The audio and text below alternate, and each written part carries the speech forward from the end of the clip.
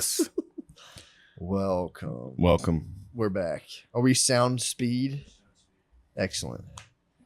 That's jargon in the film world for the sound is on and running. Is that good jargon? That's great jargon. We were talking jargon yesterday. Why are you talking jargon? We were talking jargon when I was telling you about my military book. The military My guys. mystical military book. They love jargon. I'm researching Operation or Project Stargate pretty deeply right now. What's going on with that? That was when the military allegedly used psychics to try to access information to like find out where Russian assets were. Yeah. Remote viewing and such. There's guys, the book I read. Like the men who stare at goats or whatever. Yeah, that's one aspect of it. I didn't see that one yet. That's part of my research, but I read one book yesterday. I finished it You read yesterday. a whole book yesterday? No, I finished it yesterday. It was a very short 2-hour guy. It's audio. Did you like it? I was telling you about it. It was cool enough. It was just so hard to deal with the military, like their, the way it was like a very kind of stereotypical military speak. What were they saying? Two guys would talk, like the guy like lost his family. He'd be like, I'm just so broken up. I miss the kids. And the guy was like, you got to pull it together, man. They gave him like this inspirational, like nice, touching speech. And he was like, all right, let's get some fucking coffee now. Yeah, let's get some mud. Yeah, but you'd have to like We gotta anytime. head down to the chow hall. Yeah, if they opened up. Let's get some chow, brother. Enough of this crap. Let's get a beer. It was tight. Very tight. It was just guys. Guard dogs turning into Lemorp. A lot of Sitting like here munching fucking grilled cheese on the show. jerk. I'm sorry, I'm not on mic. I'm not on mic. True, you are not on mic, but we're talking military, dude. We're You should talking respect our military. Yeah, don't chow. Don't Sorry. chow unless designated hours. If we're talking military, Yeah. yes sir, no sir. From now Sorry, on, it's sir. yes sir, no sir. And that was a lot of the book too. It was like Yes, sir. you would talk to someone who would like be your superior, but you'd be so fired up about doing the right thing. You'd be like, God damn it, and you'd slam the desk. I'm mad. I'm gonna tell you how Sir. it is. Yeah, listen here, sir. I love that. You That's- invited us to the party and we're gonna play. If you don't want to play with us at the party, you shouldn't have invited us. Don't invite Sir. us to the party, God damn it. sir. It's nothing but like, weird kind of military speak like that. I like that. I'm gonna have to sleep on the couch. Come home with beer breath. I'm already in the doghouse. I'm gonna sleep with my dog, but she's not my type, so I better get going now. Dude, every time he has these terrible. He gets shot in the head early on, but with a Teflon helmet, so it fucking Ooh. rings his bell. After he gets hit in the head, he starts having the fucking remote viewing powers. So he'll be sleeping, and all the he like basically has sleep paralysis, but like Nice. goes to like these weird places while he's paralyzed, and like I'm has not visions. comfortable. It's pretty tight.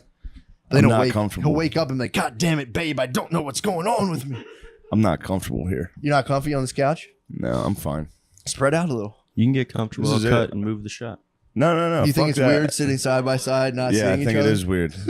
I'm sorry. We should cut and reassemble. No, Yeah, I'll this fix is it. good. This is more just This is an a intro. good start. This is more of an intro. Why don't we cut from right here and we'll jump right back in because that was good jargon up top. Dude, up I'm top. telling you, I don't want to ruin that stuff up It's called top. Psychic Warrior. Up top, it was good. Guy's family just falls apart, dude, because he gets enlisted by the boys. Operation All right. Sunstreak. Yeah, I can't Highly look. I can't look at classified. the I can't camera talk and about have you talk to me. No, classic. It's weird looking at yourself while you're talking. Unless we talk like this. And another No, thing. Matt. Don't be fucking gay, dude. Everyone thinks we're gay after the bed episode. True. Everyone was DMing me saying I didn't know you were fruit. I said, you Really? better stop calling me fruit. You invited you invited me to the party. This is how we play. Sir. All right, yeah, let's cut. Yeah, that's We'll be right back. BRB. We'll be right New back. spots coming up.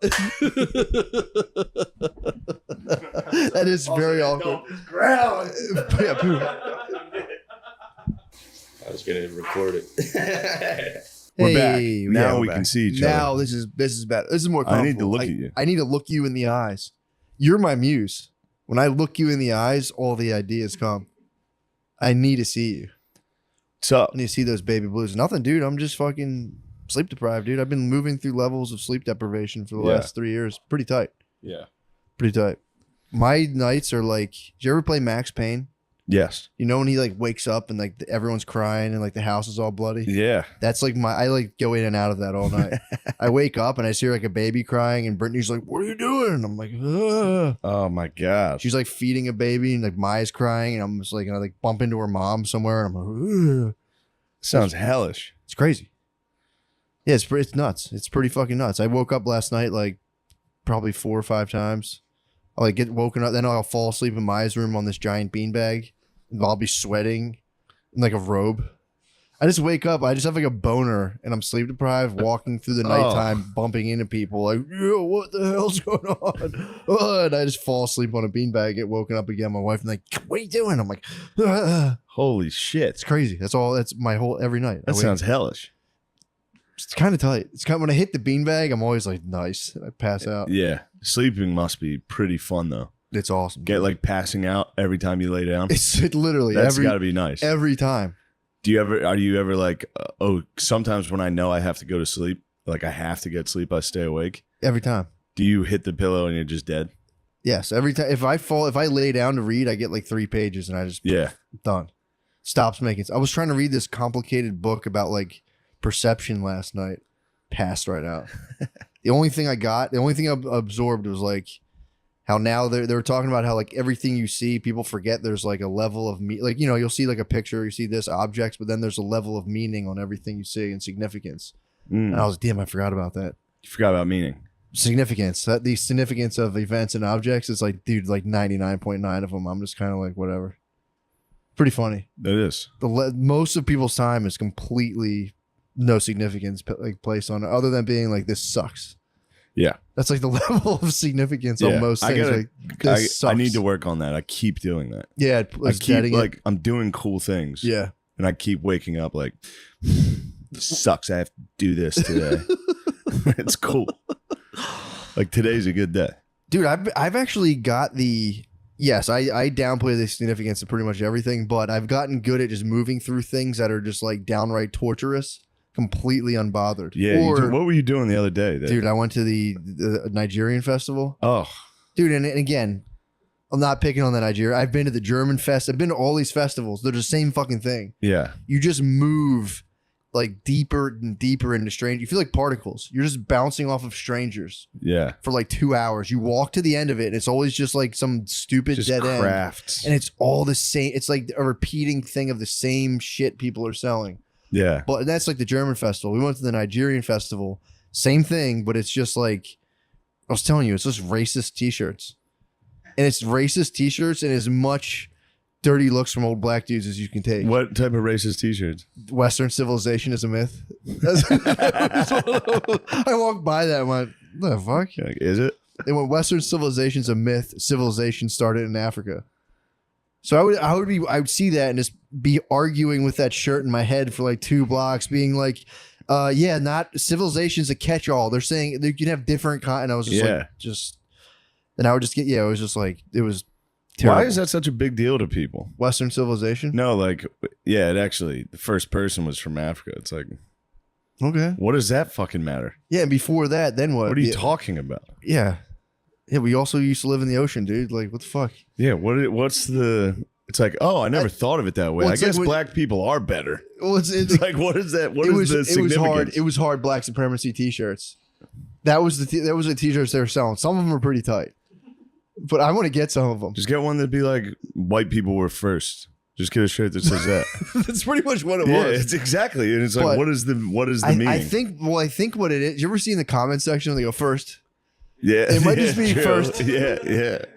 First civilization. But I mean, yeah, I don't know. I guess it comes from the insecurity of history being Eurocentric, and they're trying to get one back. You know. I mean, dude. I mean, are they talking Egypt though? Thank you, guys. Are they talking Egypt? Matt. Sorry, excuse me. Maybe they are talking Egypt. They were black as hell. Don't get that fucking twisted, bro.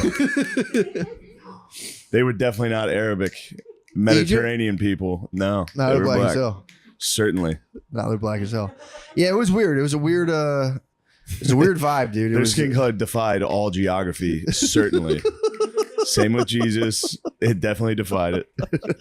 It was a negative energy, dude. And it would just be like, I would just get like black dudes in Arabian hats just fucking like hitting me with like very long looks. And I was just like, Yeah, guys. Yeah. Sorry. Sorry, this is what I. Sorry to ruin your little party. Don't want to be here Sorry, I either. ruined your Black Panther party. You might be Gump, dude. I think I'm Gump. You really think might I'm be Gump. Gump. That's my life feels like Forrest Gump. I just move through different phases and like things end. I'm like, oh wow. Dude, I told you What am I my doing uncle now? is Gump. What? My one big unc is Gump. Really? Yeah, dude. 3 Mile Island. Or wait, Nebraska football. Oh shit. Vietnam. 3 Mile Island. World Trade Center. What? Yeah. That's Gump. He's Gump. That's fully And then Gump. in the World Trade Center, there's videos of news footage of him sprinting in front of the smoke. And he's an old dude in a shirt and tie. And because he played Nebraska, he played running back in Nebraska. Yeah. He's fast as fuck. So he blew through. He's like a 65-year-old dude flying down the street. He's Gump, dude. He's literally like, he just Gumped straight through the smoke. What? Yeah. Fuck, that's awesome. Yeah. Good for him. Gumped up, dude. What floor was you on in the WTC? I don't know. I think the Jews let him know something was up. They did? Big Unc got out. Big Unc, like, yo, Unc. Yeah, he was powerful enough that the Jays were like, yo, Unc, definitely don't go into building we're 7. on a sick one tomorrow. Yeah, we're on one tomorrow, bro. We're going We're all about to out turn up. tomorrow. Is it bad to say like the Jews run the world, but you're on their side? Be like, I'm fully in support of them. I guess that's, yeah. If you're like, I'm a full Zionist. Is Yeah. that? I don't want to mince terms. Is that a I don't know. to be the Jews run the world? But They're I doing like a good job. but I like it. Yeah. I love it. I love want what some they're up to. more of it. Can you say that, or is that like, do they not like that? I think they'd probably, most of them, if certainly all of the Jewish friends I have, if I was like, they say it constantly. Yeah, If you were like, yo, you guys run the world and you guys are doing pretty good. it's fair enough. Other than gas prices, Jews. True. You need to lower the fucking gas prices, Jews. What if Biden did say that? What if Biden came out and was like, Biden. talking to the Jews, but like they doing this thing with the gas price. Jews keep raising you They know we can't add numbers up like you fucking trick us. They had $2 on me. What the hell's going on? God damn it. The gas prices are getting very high. The gas prices are getting high enough that I'm starting to get ticked at the government. Yeah, I got frustrated. That's I was the last thing laughing the about. government wants is for me to get fucking activated. They don't want to see you activated. I could go down the Nigerian Oh, the fest. CIA just tricked me into getting a Nintendo Switch to try to pacify me.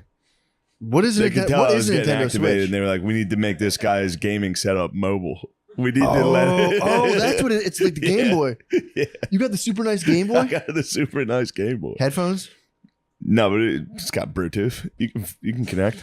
But I'm saying, can you put in headphones when you're at the Olive Garden and just fucking go dead to the yes, world? I could plug headphones in. I can get big headphones. Dude, I get Pikachu yellow Dude. fucking headphones some skull candies. and just You should take your Game, whole bro. family out to dinner at Olive Garden and then just plug in headphones and be like, enjoy, and just My drown friends- them out. my I'm taking my pa and my brother-in-law and my friend from back Plug home in. to the Yankees game tonight, and it would be nice to play MLB The Show. I Should. should play the exact game. You've earned it. It's the Yankees Devil Rays. I should play. And the whole time, Yankees, anytime someone Rays. talks to you, just go, huh?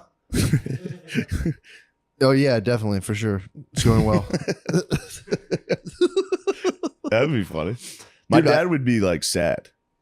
Yeah, dude. He'd be like heartbroken Yeah, if you fucking ignored if him I the whole time. goomed. If If you I goomed- just goomed the whole time. It is funny. That Shout is a out Billy. lifestyle. That was Billy slang. Gooman. Yeah, I think it's fortunate. I think it's it's 4chan. fortunate. Yeah, Gooman. I mean, that's where they all get it. Joe. The Chan. Um, Dude, I've been researching Egypt a little bit. In the Egypt's book I'm awesome. reading. It's pretty tight.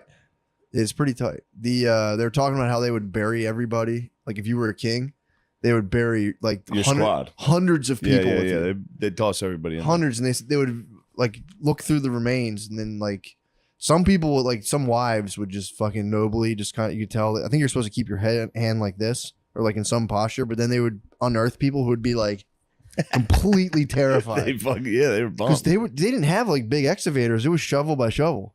So you'd be like, they would hit your feet, hit your legs, and you'd be sitting there like, it took a while to bury you.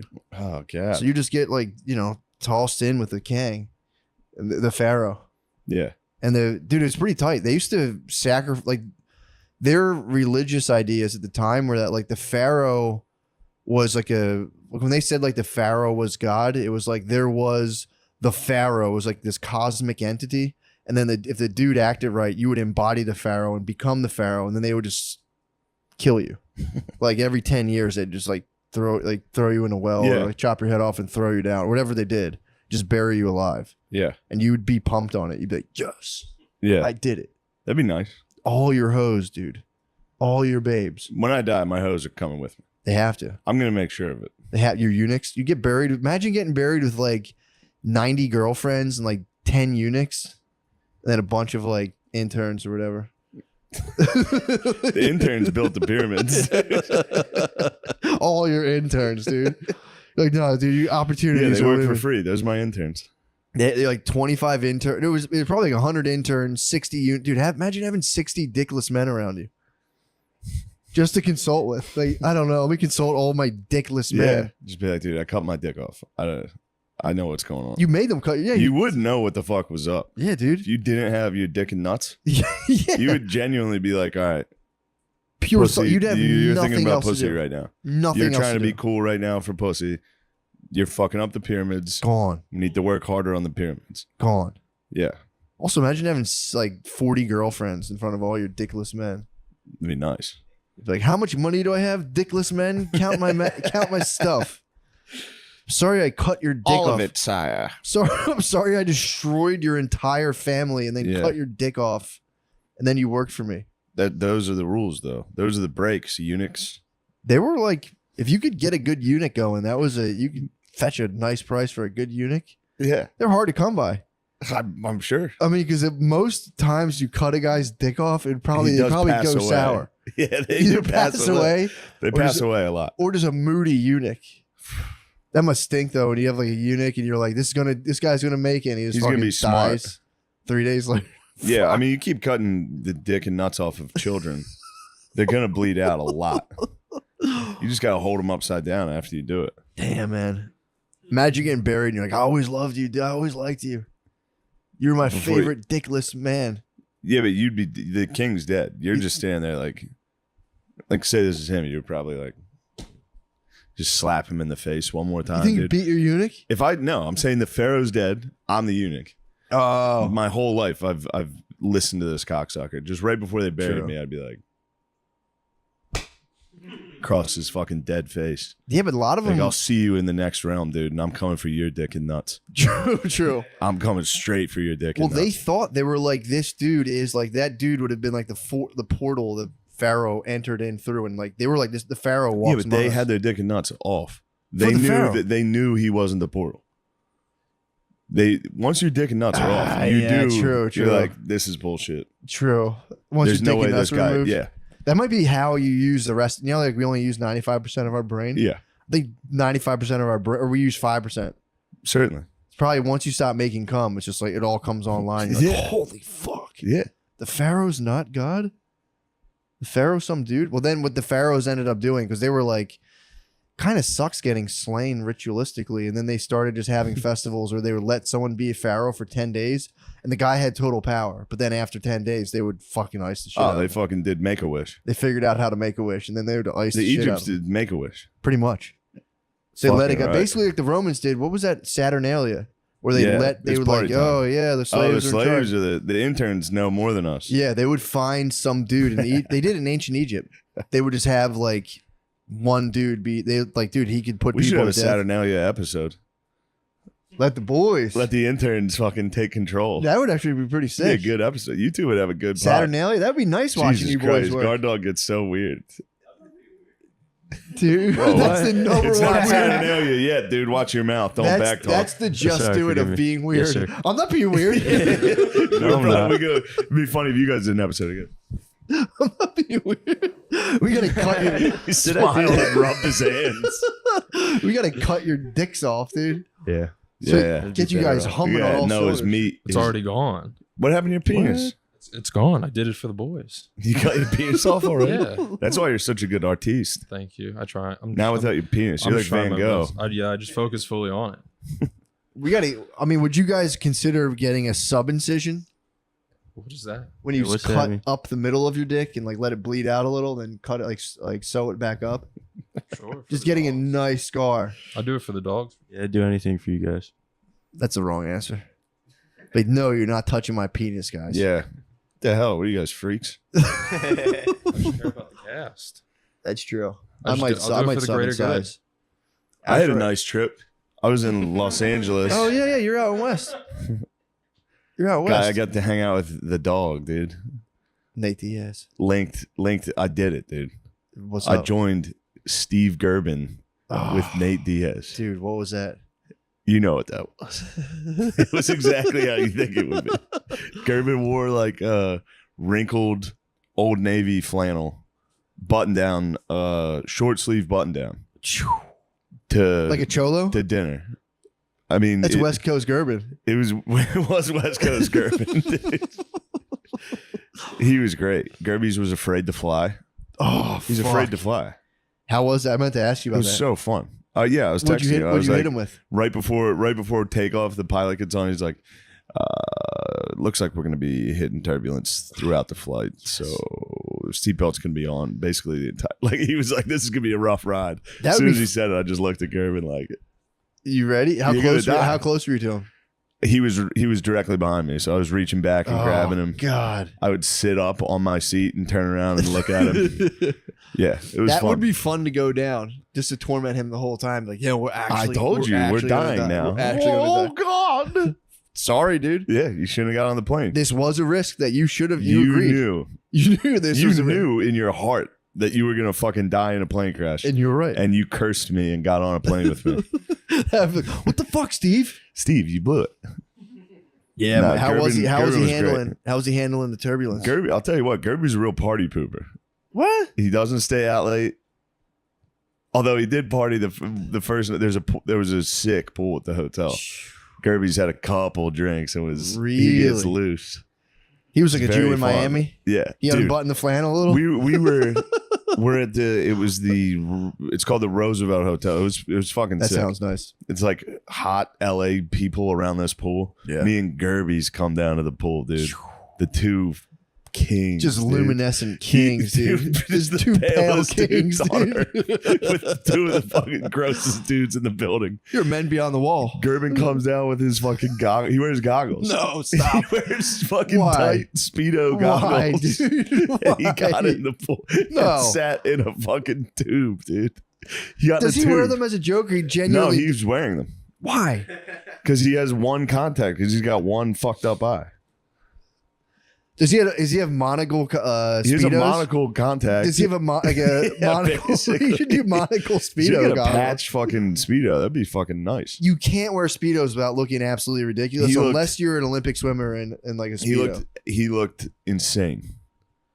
Goggles in the pool look so fucked up. Goggles in the pool by yourself at first. He got him by himself and was just sitting in an inner tube. I've never seen somebody care less No, than this, dude. dude. Yeah.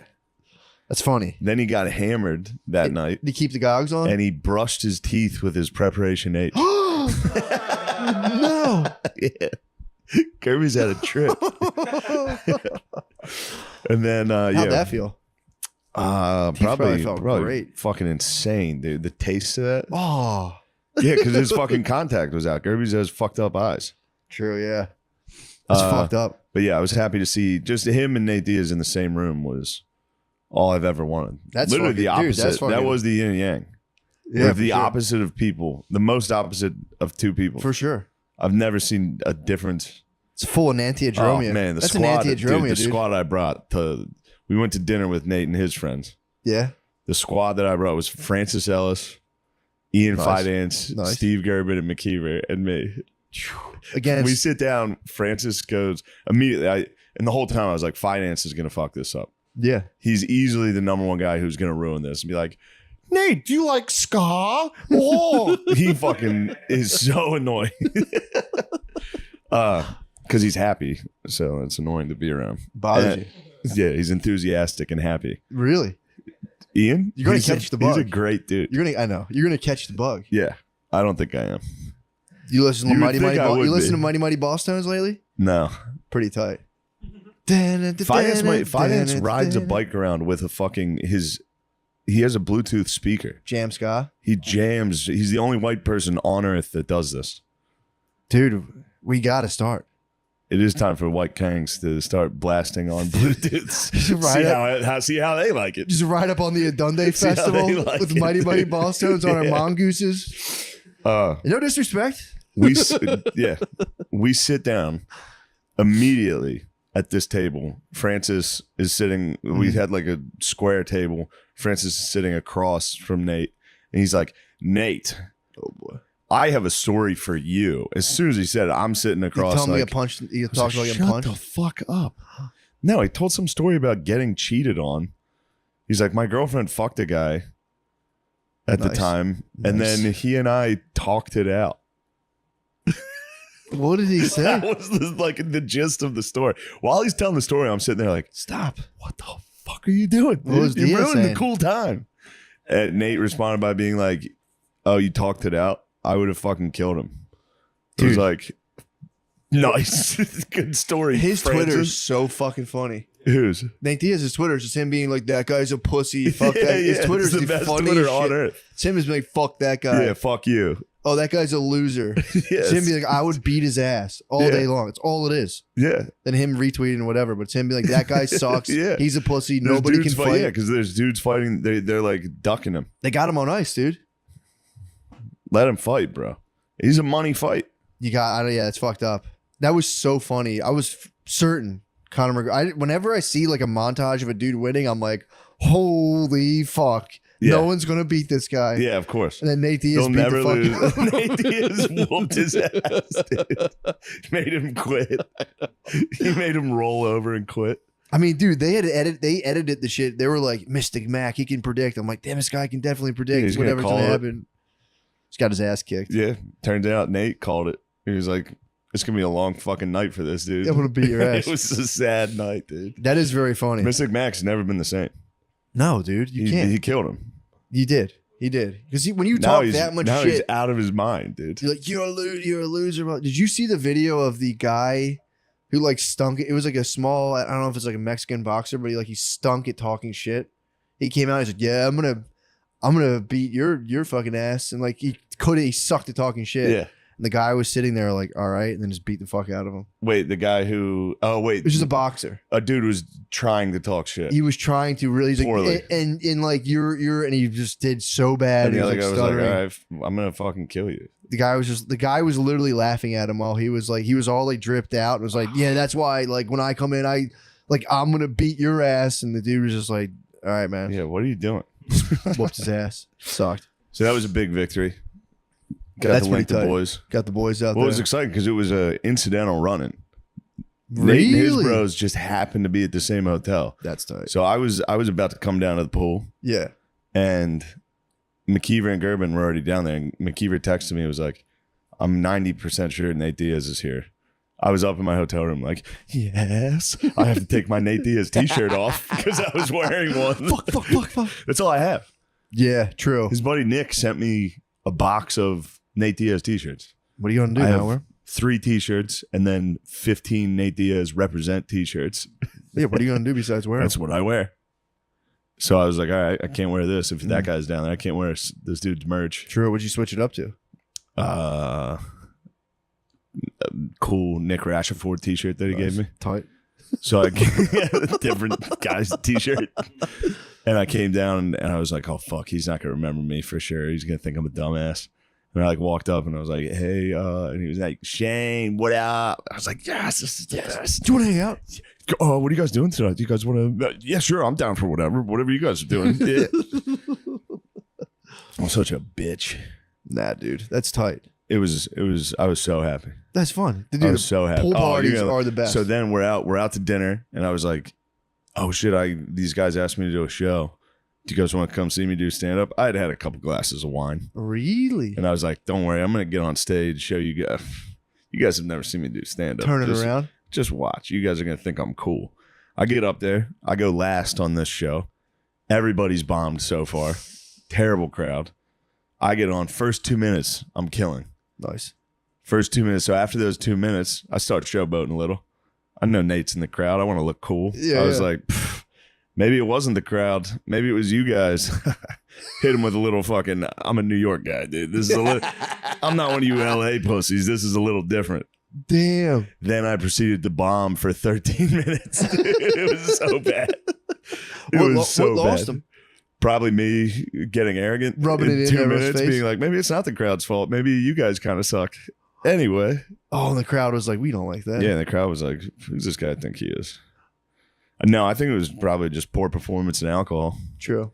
Drinking before a show is Wine of all things. wine. I was It's like king energy too. I was like actually a little drunk. Really? Yeah. Yikes. No, that's not good for stand up. No, dude. I get the very few times that I've gotten like inebriated from alcohol and did stand up. I suffer from like I think I'm killing. Yeah, which that can be very funny. And especially if your Yeah. friends are in the room. Yeah, this was just my ex-wife. Oh. I was just kind of like pretty good, right? And she was like, yeah, it was great. And I was like, did the math, and Why are you think saying it like I that? might have recorded it on my phone, the set, Oh, and I listened God. back, and I was like, I actually didn't do very well at all. Oh shit. Damn it, fuck. Yeah, that one hurt. Yeah, that stinks. Yeah, it was a great overall trip. And then we Yeah. did Brea Improv. That was fun. How was that? It was nice. Ian and Jamar neighbors. Fuck yeah. Yeah. Jamar's for real like my favorite comedian to watch do stand up. That dude does roll. It's so funny. It was he just goes out and just screams shit Yeah, at he's these nuts. people. Yeah. He was like, Roe versus Wade. Shout out Roe versus Wade, motherfucker. Like, and there's just people sitting there like, What the fuck? what side is he on? Yeah. Never know. It's like, you tell me they can't be scooping babies out anymore? Damn, bitches can't be scooping their babies out. Like, just, yeah. Well, that's not what we like, but Yeah. we're more What about a wonderful time. we're What more do you about the think about choice. that, dude? Do you want to show up to Judge Kavanaugh's house with a weapon? Not particularly. No. You don't want to do that? No, I don't want to go bother the man. I don't want to go bother the man. Why? He's been why through is, enough, dude. Why is he the epicenter of abortion? Because he wrote the fucking. He wrote it. He was the guy who wrote the Roe v. Wade, whatever it's called. Oh, the Roe v. Like the He Roe v. wrote the Wade thing part that was two. like, we should probably overturn this thing. It's a draft. Oh, it's saying like, yeah, maybe no He's abortions. like, yeah, if yeah, Yeah, I mean, dude, I don't know. yeah. I looked it up. I think Mississippi's at 15 weeks. 15. Mississippi is 15 Oh, they're weeks. just trying to say like you can't do it like super late, basically. Yeah, so 15 weeks. I think France as a nation is at 11 weeks. Really? Yeah, Mississippi's more liberal on abortion than France. And they were like, this is an outrage. Yeah, Texas is at 6 weeks. Okay. So Texas is cutting it close. I mean, it is a human being. Yeah, You see the pictures. I They understand that side of the argument too. Yeah, that's. That there's a heartbeat. I my understand thing that is- argument. I think you should just do. It's a human being, but it's like if you want to kill your child, go ahead. Yeah, Kill your child. It's just, just don't you're- showboat. probably going to be sad. You're gonna be sad. You shouldn't have killed your fucking. Probably kid. going to be sad, and then you're going to direct all of energy into like weird political shit and wear penis hats, and it's like that's your choice. Yeah. But you did kill your child, and it's very sad. Hey, What? oh, come on, man. It's just, you did. You killed your child. It's going to be your child, and you killed it. But that's your right. Yeah, It's your right. It's sad. that's happens. it. It's a heavy, pretty reasonable. again, you got to fucking get ahead in this world, you know? You know. need to get promoted. It is funny though when women are like, they're like, well, I got to think about, I want to like, I need my career. It's like, all right, so then I'll have kids. It's like, so you're just going to ruin a better career? Yeah. It's like, I want to be a lawyer. It's like, so you want to ruin a lawyer? You want to instead wait of till you're really high up and then have and then completely and then be spoiled. done? Yeah. Yeah, true. Kind of, it is tight though to be like, it's like touching backboard for chicks. It's like, I did it. What? Just like become a lawyer for like 2 years and like, yeah, I just decided to have kids. Yeah. Because it does alleviate a lot of the concern. Chicks got psyoped and think they're losers if they don't have like jobs. Yeah. It's like, nah, dude, You don't even need a job. you don't need a job. Some people need gerbs. They do, that's true. But yeah, that hit chicks pretty hard. Minivans, there's another one. Chicks got psyoped. The minivans is just like, You love minivans. love them, man. Yeah. They tricked girls with crossovers. They're like, no, this isn't a minivan. It's like, it's a fucking minivan. It's a fucking minivan. They switched the body of a minivan. Yeah, They're just like, the nah, front no, it's cool. looks It's- like a fucking truck. It's like an SUV kind of thing. Yeah, It's like a fucking pilot, like a Honda Pilot. minivan. They even smoothed those out a little, the fronts of those. Did they really? Now they're just minivans. They did. The Honda Pilot's nice. Dude, I'm telling you, minivans are the perfect car. Yeah. aerodynamic as hell. 3 rows. Yeah, What if is you it? crash, you get to kill like 9 people. You take someone's You knees get to out. take the entire family out with you. True, they're made so someone just flies It right is up off sick your that there windshield. have been minivan crashes of entire families at once. Like You 2 know what I families. mean? Oh yeah, for sure. Yeah, like you, your wife, and just 4 kids in the back, dude. Oh, All yeah. at once, your family's going to Valhalla. For sure. You were For on your way sure. to fucking Myrtle Beach. Some truck driver going 80 in the wrong lane, just fucking. Your family's done together. I thought about that's that. very Pharaoh-esque. Oh yeah. If I go, my whole family's gone. That's sutty. Because if I die, my wife is gonna suck someone else's dick. She needs to die with me. Potentially, yes. There's almost no doubt she's gonna eventually suck. Like Depends I'm what sick age. and dying- Depends what age. if I'm sick and dying and I know I'm dying, if my wife comes in to comfort me, I'm gonna be like, "You're a slut already." To me, get out of here. You're basically cheating on me already. Let me see your phone. Let me see it. Can you imagine if you made it to like 55 and then you died and your wife, like in all of like the pearls and shit you bought her, sucked some 60-year-old guy's dick? That's exactly what happens, dude. You think so? Certainly. Just blow some like loose skin knee. Yeah, and you know what sucks every time? like sea isle. Yeah, exactly. And you know what sucks is she tries to be faithful. And then her fucking slut friends are like, "It's been long enough. It's time for you to get back out and date." Yeah. Meanwhile, you're up in heaven like, "No." There's probably thunder. That's probably what thunder is. True. It's just the rage of a man in heaven. Just like, "No, don't do it." Just sucking the juice out of some guy with an enlarged prostate. You're getting like fucking crystallized cum. It's like rock candy spitting out of there. Yeah. Everybody says that when they're dying. They're like, "Find a new Damn. love. You deserve it." It's like, no, dude, I'm dying. I'm going to be like, "Don't be a slut. This was it." Yeah, that's it. You don't need dick. Not at all. Be gay. True. You can be gay. That would be preferable. Yeah. 2 60-year-old ladies rubbing all over each other. Right underneath your picture. That should be the only thing. Underneath It your has to be picture. under my picture. You got to get like a nice bust Like I'm shot. a dictator. It needs to be me in a suit sitting nicely.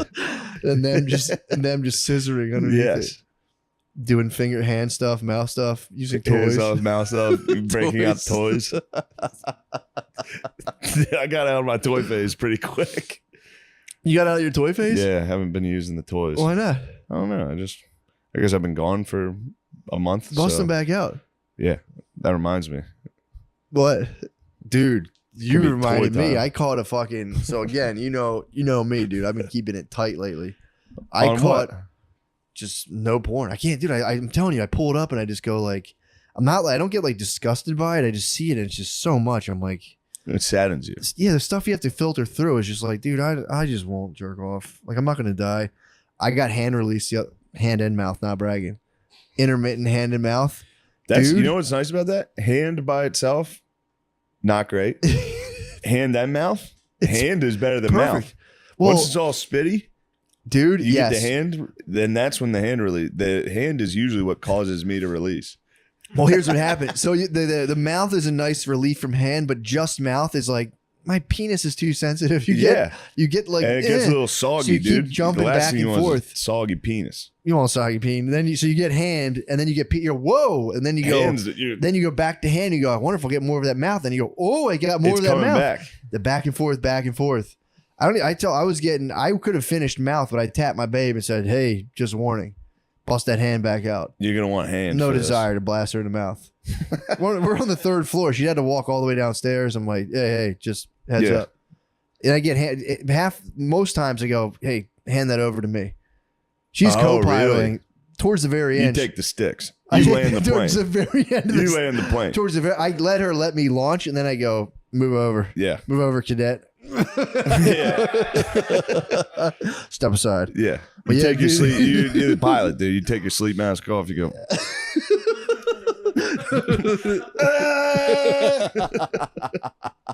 Because I know you're a loud crummer, dude. This dude, I was the whole time. Dude, I had no fat. I just stopped even counting the days, dude. Who knows how long it's been? Since you croomed. I don't even know. I don't know. I'm so tired. I just go to bed. So finally, the night before, she started mussing with me in my fucking boxers, and I was going, "Ooh, that feels real good." And she goes, Whoa. let's do it tomorrow. I'm tired. Fair enough, dude. Again, whatever. Dude, I would break. But she goes, remind me. I go, for sure. Oh, I'm definitely gonna remind all you. day long. All day. Dude, all day long. I was just like, hand release, hand release, hand release, hand release. It's coming. Dude. And I just It's tap nice her when you know it's coming and you have All a whole day. day to be horny. all day, If dude. I think about something like that, something sexual like that all day, dude, I crew him fast. I was like, we were like organizing our closet. If it's something I'm reluctant to do, if I'm tired and she wants to get this sex stuff going, Mhm. takes me a while. Sometimes to I don't fire like it. up. Yeah. But if I'm thinking about it all day, That's, dude. like a greedy pig just waiting to get the trough. We dude. were organizing a closet, and I was like touching my penis like an 8-year-old. I was just like rubbing myself. Ew, Matt. And she was like, "Are you okay?" And I was like, "Yeah, fine." Remember we do the Remember hand? what She you was like, said last "Yes." It's like, "Yeah, I remember." And then in bed, she was like, "Oh, I'm so tired." And I was like, "You said you promised. hand release." She goes, "All right, come on, dude." She started fapping me, and I was like, I was squirming. I think I was. You ever see like the Greek dudes? You know, we talked about the Greek dudes that hang out outside the cafe, all fucking lit up. I was like, I think this is how horny those dudes are. She touched my penis, and I was like, oh my god, oh my god, oh my god, oh my god. It was crazy. And then she surprised me with mouth, and I went, oh, It was a mouth you didn't dude, know. I was squirming under the weight of just a hand. It was insane. And I was like, this is how horny dudes should be. Of just, dude, I'm telling you, it was electrifying. Yeah. Dude, we can't have sex for like, I think it's 8 weeks after you give birth. And Oh, that's fucking right. I was while wondering what they're the fuck was pregnant, going while on. they're pregnant, you know, it's not Yeah. exactly like, it's not exactly the It's not sex. a walk in the park. No, it's like tired. They're in Probably pain. mocking there and shit. It's actually the best pussy in the world. Really? Pregnant lady. Oh my God. It's insane. Excuse my language, but it's, dude, Yeah. Pardon me. pardon us. But dude, that's a well-kept secret. That pregnant, that's that fucking ultimate shot. It's now. crazy, It's the ultimate dude. shot. It's now. crazy. Yeah. It's nuts. Yeah, there's another person in there. Yes. But it's just like, yo, let's, I mean, once you get over that, yes. Does that fuck with you at all? Not at all. Yeah. You get you're so, a freak you get a leak. so, no, you just get Dude, so horny, dude. I was listening to You get like jungle horny. You get like as horny as you would have been in nature. What? Dude, if you don't have sex, what I'm saying, if you don't have sex for like 3 weeks and you don't fap, you're like an animal level horny. Like you're like Yo. a dog humping a ball horny. I listened to this fucking playlist. It was just like hip hop gold, and it was just it's just from music when it's like early 2000s Yeah. rap. Every song is just dudes describing how they fuck chicks, like really, In depth. yeah. Like when's the last time you listened to Freak a Leak? I caught a Or song. no, wait, is that the one that's like I Pete could do you Pablo? over here? Yeah. Yeah. He's like, I could do it in your ass, girl. Come here, let me put it in your ass. Like, Dude, I'll eat your pussy. Nah, I ain't drunk enough for that. Freak a leak. It's- Like, it's crazy. fucking crazy. it's truly nuts, dude. I listen, Every song. my wife puts on Power 99 every morning, and it's such an intense energy to wake up At least to. new rap though, the emo rap's not that bad. Yeah, it's more about the It's relationship. more about like aspect. I'm having a tough time. Yeah. I'm sad. I prefer that to The early- listening to men. It's funny that they're like, I'm thug, dude. And then all they talk about, and dudes are sitting there listening to another dude talk about fucking girls in the ass. Yeah. They- early 2000s were like black dudes and jinkos just with boners being Just like, I'm gonna horny. fuck this chick in the ass. and every other dude was like, this song's fucking good. Yeah, dude. Imagine how horny you'd get. You're What, in the if hood. you were You're in thug? jinkos in the hood, dude, all day long. You were thugged out. You get so horny. Nobody's wearing clothes really. It's like everyone's so skimped out. Yeah. Did you ever take a little walk through the hood in the summertime? Yeah. Ants are like, you I see your have aunt's not. nipples all the time. You got a fat camel toe. You're 12. You see your aunt's fat pussy? Oh, God, it's crazy. God. It's I'm nuts, just dude. thinking about all my aunts. Imagine And if how you- much I would like to not see their Imagine if pussy. you grew up, dude. Yeah, but your aunts are a little bit on the younger side too. Yeah. you're Even when my 12. aunts were young, I would You're have 12. not Your wanted to aunt's see it. like 29. Fat ass pussy through some leopard print shorts. Hell Some yeah. nipples sticking out. You Oh, know yeah. she's got that pregnant pussy too. You're going, oh my God. You're thinking about your aunt's pregnant pussy. If you know about it, 'cause your uncle, your old head told you about it. He's like, let me tell you something, young boy. Let me tell you something, young boy. That pregnant Let me pussy tell you is good. something, young man. Pregnant pussy is good pussy. Your aunt's pregnant pussy is so nice. Yeah, Freak League holds up lyrically. Yeah, for sure. All the 2000 rap does Yeah. big time. Memphis Bleak. Those Memphis dudes used to Bleak wear fucking the ruled. fucking biggest clothes ever. Yeah. It was so funny. Big Clothes does that. I wish that would come back. Yeah. Big clothes, the boner, fucking gun in the back. Yeah, I need to have guns and boners. How hard would it be? Yo, you're carrying dude, a gun. speaking, I went and shot. You see my I video saw of me that. shooting guns? I Dude, saw that. That was nasty. A lot of people are scared. I have a hard time telling what the targets are. There's so many really? targets, but I know it's a good one. I Yeah. can tell by the way you're moving. I'm like, yeah, that's fucked. That's Yeah, that was a good one. Dude, I just look at your movements. I'm like, that's intense. Thank you. That was good. That was Thank you. tactical as hell. Thank you. That was good. Well, it was tactical. I was at Terran Tactical. I was being tactical. That was nasty. You are a good shot. I can't believe you outshot me that one time. I can. And those are crap guns. Dez's fucking shotgun with the plastic fucking stock. That shit hurt. There's nothing worse than going to a gun range and being afraid of guns. Yeah, that's And being like, I really don't want to fire that gun. It's a shotgun that requires no accuracy. You're literally That's just why I liked it. shooting it, just like, this kind of fucking hurts, but I gotta look tough. 10-foot target, hit it Yeah. again. Nice. Nice. I blew it in half. That was easy. All shotgun wars would be tight. Just let dudes down on the loose. Shotgun v shotgun. Shotgun was against. They tried to outlaw that In war? in World War One. They were like, "Yo, guys, you No can't keep doing this. No shotties. You can't keep getting into trenches with shotguns and fucking killing everybody." They, dude, I was talking to a bro. Not gonna brag. Not gonna fucking special forces, bro. Not a big deal. What it is. You know how I am. You know I'm tight with the communities. Filling you in. I'm tight with the communities, and I'm not talking to LGBT fucking freak shows. I'm talking the cool communities that I like. I'm talking about the guys that I look up to that are younger than me. Exactly. That I think are cool. Yeah, people over there stopping Middle Eastern dictators so we Guys- can have LGBTQs because if Yeah. the bad guys win, guess what, guys? They Guess don't what? like Blue hair, You purple think hairs. we don't like the LGBTQs?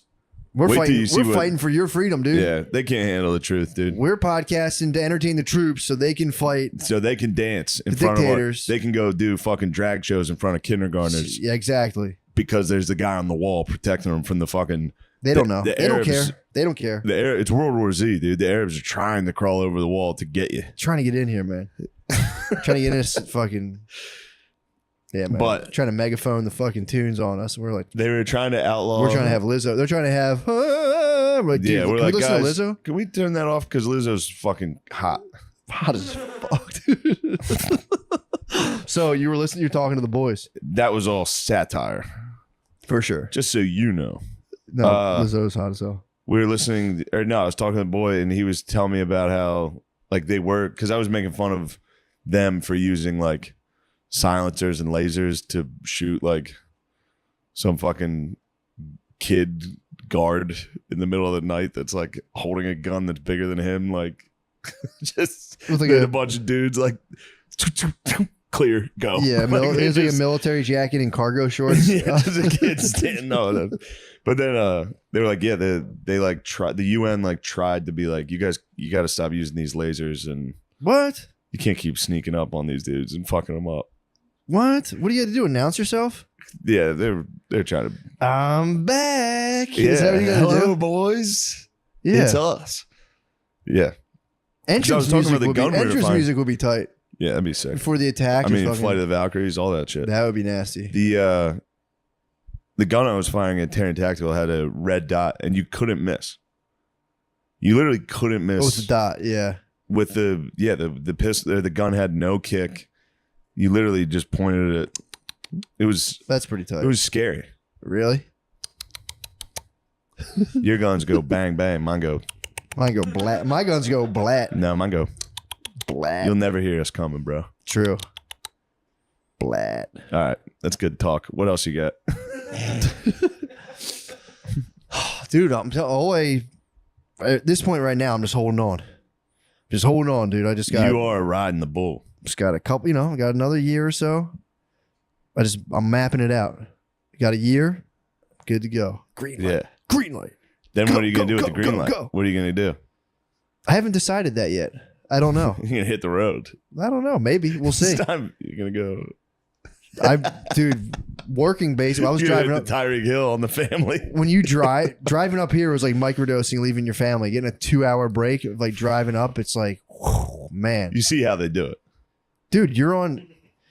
Yeah, I do see initially. It's one of those things in small bursts. It's nice, but it probably gets so grim. I mean, yeah, abandoning your Where family. are you? And you're like, be back. Abandoning your family must be. Crazy. It must feel so sick for like a week, It's party time. and then, oh, Yeah, because it's like she's got it. Women have been raising children for millennia. They can do it. They don't need me. yeah. You grow up with like a severely fucked up teenage daughter. Yeah, it fucks them up. That's where I come in. That's what Shane Pablo comes in. That's what I saw. And I go, Denise, Rwanda. Rwanda. Yeah, it severely fucks people up. Your brain's set up for like the male figure in your life to like be like, all right, here's the deal. And that doesn't get filled. And it creates an intense void. And you get attracted to bad The bad boys. Drugs. Drugs. It doesn't Sex. you're doing a human being a very intense disservice to ditch them. Yeah. To bring them into I mean, the getting world. ditched. We were talking about last time. Ditching your boys. Oh yeah. Ditching one of your bros. It's about as mean and sad as it gets. Yeah, Imagine imagine. your dad ditching you. Yeah. You gotta be like, hello, Dad. Where are you? And Well, he's Dad- out. It's party time for him. Typically they'll invent some sort of like big excuse. They'll be like, dude, I fucking tried. But like Your mom's a bitch. She's such a Literally. bitch. She's a bitch. I tried everything I fucking could. This fucking asshole. Glad you found me. I didn't want to bump. I didn't want to I'll bother be you. honest. I'm glad you found me. I I, didn't was want to hoping you would bother reach you after out. all these years. Yeah, it's really shitty. It's a very, very shitty thing to do, but you know, I see how it happens. I see. You start Dude. going like, Speaking of daddies, my daddy's is coming up today. is he really? Yeah, it's the first time my dad's ever visited. It's gonna be exciting. That'll be nice. I'm excited. That'll be very nice. It's nice. He misses me. Does he really? Yeah, he calls me now. What do you guys talk about? Nothing. He's just like, he hits me with the fucking catch me if you can dad shit. He's like, where are you now? He definitely has a Really? couple drinks. He's like, where are you? What are you doing? Carmen San Diego. Yeah, yeah. I'm like, I'm in LA, Dad. It's so cool. He's like, cool. that's my boy. Are you being funny? Get out of here, Paul. And I said, Paul, you're drunk. And he said, fuck you. No, I'm not. I go, yeah, you are. Damn. Yeah. That's pretty. You and your dad have a good relationship. Yeah, we do. You guys hang out, Yeah, he's get funny. drunk together. I fuck with him constantly. He likes that. It's pretty tight. Most people like that about me. That I badger them constantly. You and your dad's relationship is fun to My behold. dad talks shit back though. And he's good at it. He's very good. Yeah, he's funny. He's very good. Me and I'm my excited dad, today. we just sip seltzers That's nice. and we just go. I go, how's work? He goes, they're pretty busy. It's good. I go, that's very nice. He's like, how's it with you? And I go, it's pretty good as well. Yeah. It's like, is it busy? It's like, sort of, yes. Yeah, it's not busy at all, but it's pretty I sick. make it busy. yeah, It's like, I make it busy, Yeah. but it doesn't have to be. But I do make it busy. yeah. I've got myself pretty disciplined right now. Although I did hit a very hard left turn last week. What'd you do? I got a keg of fucking like weed. Oh yeah. juice. I knew that was, dude. Dude, it severely can't have a keg in the office. severely derailed my operation. That's why WeWorks failed. They put Dude. kegs in every fucking dumb office. Definitely not weed juice. I Yeah. get in there. It's dude. I have these like glass goblets. I get in there. I do like an hour of writing. Especially because if it's weed in the alcohol or in the, It's just weed in this drink, and You- it's low. It's not like it doesn't whack you. You're sipping it, and it's such a refreshing. yeah, but I know brew. I know how you operate, and you're like, especially if it's not even in a cup, it's in a goblet. It's in a goblet. You're like, dude. this is a mystical thing. Dude, this is a goblet. I'm it- allowed to be mystical. It fucks me up. This Like is an spiritual experience. This is You're up- basically you're just my- by yourself. I'm T.S. Eliot. This is my wormwood. Yeah, dude. I'm dude. sitting here fucking sipping it. Yeah, writing. If I'm gonna write, I need to have some of my elixir. It doesn't work. It literally doesn't. I'm like being productive, and then the weed kicks in, and I just go. Hold on, we have to pause. I think it's our guest. The times are right. History podcast. This time we've got the Colin Quinn, Yes. and today's topic is Vietnam. Vietnam. What a Yeah. time! Yeah.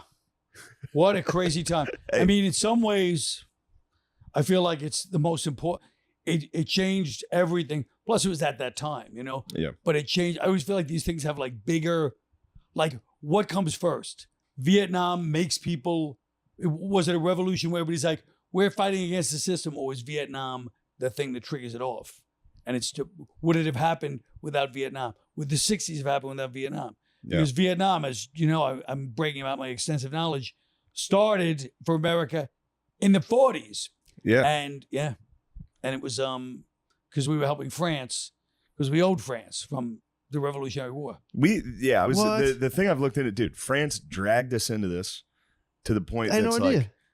France owned Vietnam. Mhm. It was a colony. Japan took it when they got a little wild. Yeah. And then the United States liberated it. Okay. And that was the thing. Ho Chi Minh, the guy who ended up being the leader of the Viet Cong, was like, I love America. That's he was right. like, he was writing letters to Truman That's saying right. like, I love you. Thank you. They were like, Americans are the only free people on earth. Yes. These are incredible people. The leader of them Yeah. loved America.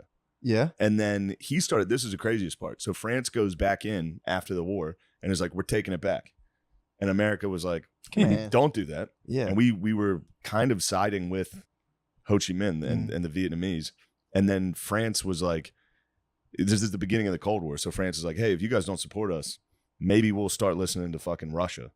And then America was like, all right, we'll fucking help you out. Damn. Anyway. That is interesting. And by the way, speaking of Ho Chi Minh writing letters to Truman, all those letters were redacted and till like 1970 something. And half of them Truman never got because the Secret Service was like, Wow. he I doesn't didn't need know to that. see these. Yeah. Yeah, making those decisions. It's almost In like those they- days, everybody made, but that's the whole thing about Vietnam too. Everybody's making their own decisions, determining. So the when you have power, when you disperse power in that way, everybody goes, I'll take this part. And they're all just like, And because of the Cold War, the Secret Service and the CIA were like, this is more important. Like the CIA versus the KGB in Russia and the Soviet Union, that became the two superpowers. Yeah. Yeah. And they were doing stuff like undermining the fucking president to be like, the war against Russia is more. I mean, I don't like Vietnam because of how frustrating and stupid it is. Well, but first of all, the CIA, when you think about it, their whole thing was the Cold War first. So all the drug dealing that happened in the 70s and 80s was, again, from every cartel. The CIA, when they're like, okay, CIA, they would stop the DEA from doing their job all the time because they're like, the Cold War, these are anti-communists, but they're the heads of the cartels, but they're anti-communists, and that was their priority. So they made that choice, and I'm sure the president didn't want to make the choice, whoever it was during all those times, but that was the choice they always made. Damn. Then they did the Just Say No like 10 years later. And like, come on, guys, don't do drugs. Just say no, but even Yeah. just say no. So funny. They were still telling the DEA, back off this guy, back off that guy. It's so funny. Because they were saying, look, we think communism is a greater threat. Still in the late 80s. It's crazy. They were right. We got a tiny taste of it here, and it's pretty annoying. Communism does fucking blow. Good point. Yeah, Especially when the communists are rich and like 30 years old. Yeah. and getting DUIs. You see Nancy Pelosi's husband? He's 82 and caught a DUI. Anyway, Well, I think somebody 82 catching a DUI, I admire that. I do too. Yeah. I mean, That should be free. That should be like, let you go on that. All right, we're getting off topic. So, True. yeah. Vietnam, the French. The French are fucking dickheads. Dude. Brutal. They were dickheads. So they dragged us in. They They absolutely dragged us in. Hid the Well, letters. they dragged us in, but we wanted into, I mean, we could have left. We could have left 10. We could have left. I mean, I read this book, A Bright Shining Light. I just happened to be reading it. By the way, whenever you read a book, especially on Kindle, try to find out how many pages it is. First. Oh, yeah. This book's 800 pages. Fuck. So I was reading it like, oh, this is A Bright Shining Light. It doesn't sound like a long book. Yeah. It's the history of everything. But France, they left. We helped them. So there was what turned Ho Chi Minh. One of the things that turned him is we decided we supplied France with all these all the mortars and everything where they destroyed a lot of it in Vietnam, and that turned them against America too. Ho Chi Minh, yeah. Yeah, I'll do It was there was a battle. I forget the name of it. So I was just Dien watching Bien Ken Phu? Burns on it. What is it? Dien Bien Phu. Yes. So the French were kind of fucking up the Vietnamese. Mhm. I mean, it was the same as us versus them. They had Yeah. superior firepower, but again, just like time and time again, the Vietnamese were very good at guerrilla warfare because we trained them during World War II. Oh, yeah. Yeah, a little fucking, Mujahideen type shit. Yeah. And they were about to come to talks. France and Vietnam, they were about to come to the table. Before they went to have talks, they both tried to get one more offensive in, so they had leverage when they went to talks. Nice. So France sets up at what's it, Bien Few, yeah. They just put themselves at the bottom of this valley, and they're like, "We're just going to build an airfield here. We're going to fuck them up." One of the French generals was like, "I have too many guns. We're going to fuck these dudes up." Damn. And the Vietnamese surrounded them in this valley and just destroyed them. The French guy, the general that led that, killed himself honorably because he was like, "We're going to wipe the floor with these guys." Why'd they And go he- in a valley? Isn't that a bad? I'm not a military tactician, was but a isn't that bad like call. not the good idea? Yeah, it was a bad idea. Well, it's funny you say that because even Khe Sanh, the famous 14 years later, America did the same thing. Set themselves up was surrounded by all the mountains, so created a valley and set up an airstrip, a landing strip in the valley, and got killed because of it. Damn. It's really amazing. I mean, Yeah. the other thing about Vietnam is you realize how you always think when you're young, at least, like the people in charge, they spend all their time doing this. They know what they're doing. But there were so many egos involved that the few people who were like, this is not working, they were just like, stop. Yeah. You don't know what you're saying. Just because of ego. People think, oh, their Damn. motive was they wanted money. They would still get the money. This was about like something else, a power struggle where you pay the price or the troops pay the price. Oh, it sucks. Yeah, if you're just some dude sitting in a village and some guy had an argument and you're just getting blown up and you're like, what the fuck is this about? And the other thing they had Some was guy that- couldn't come to grips with it. He was like, no, fuck it, I'm right. in the early 60s, they had this Hamlet program where they said, we're going to bring all these weapons to each hamlet, all these little hamlets, because it was kind of half and half, like North Korea.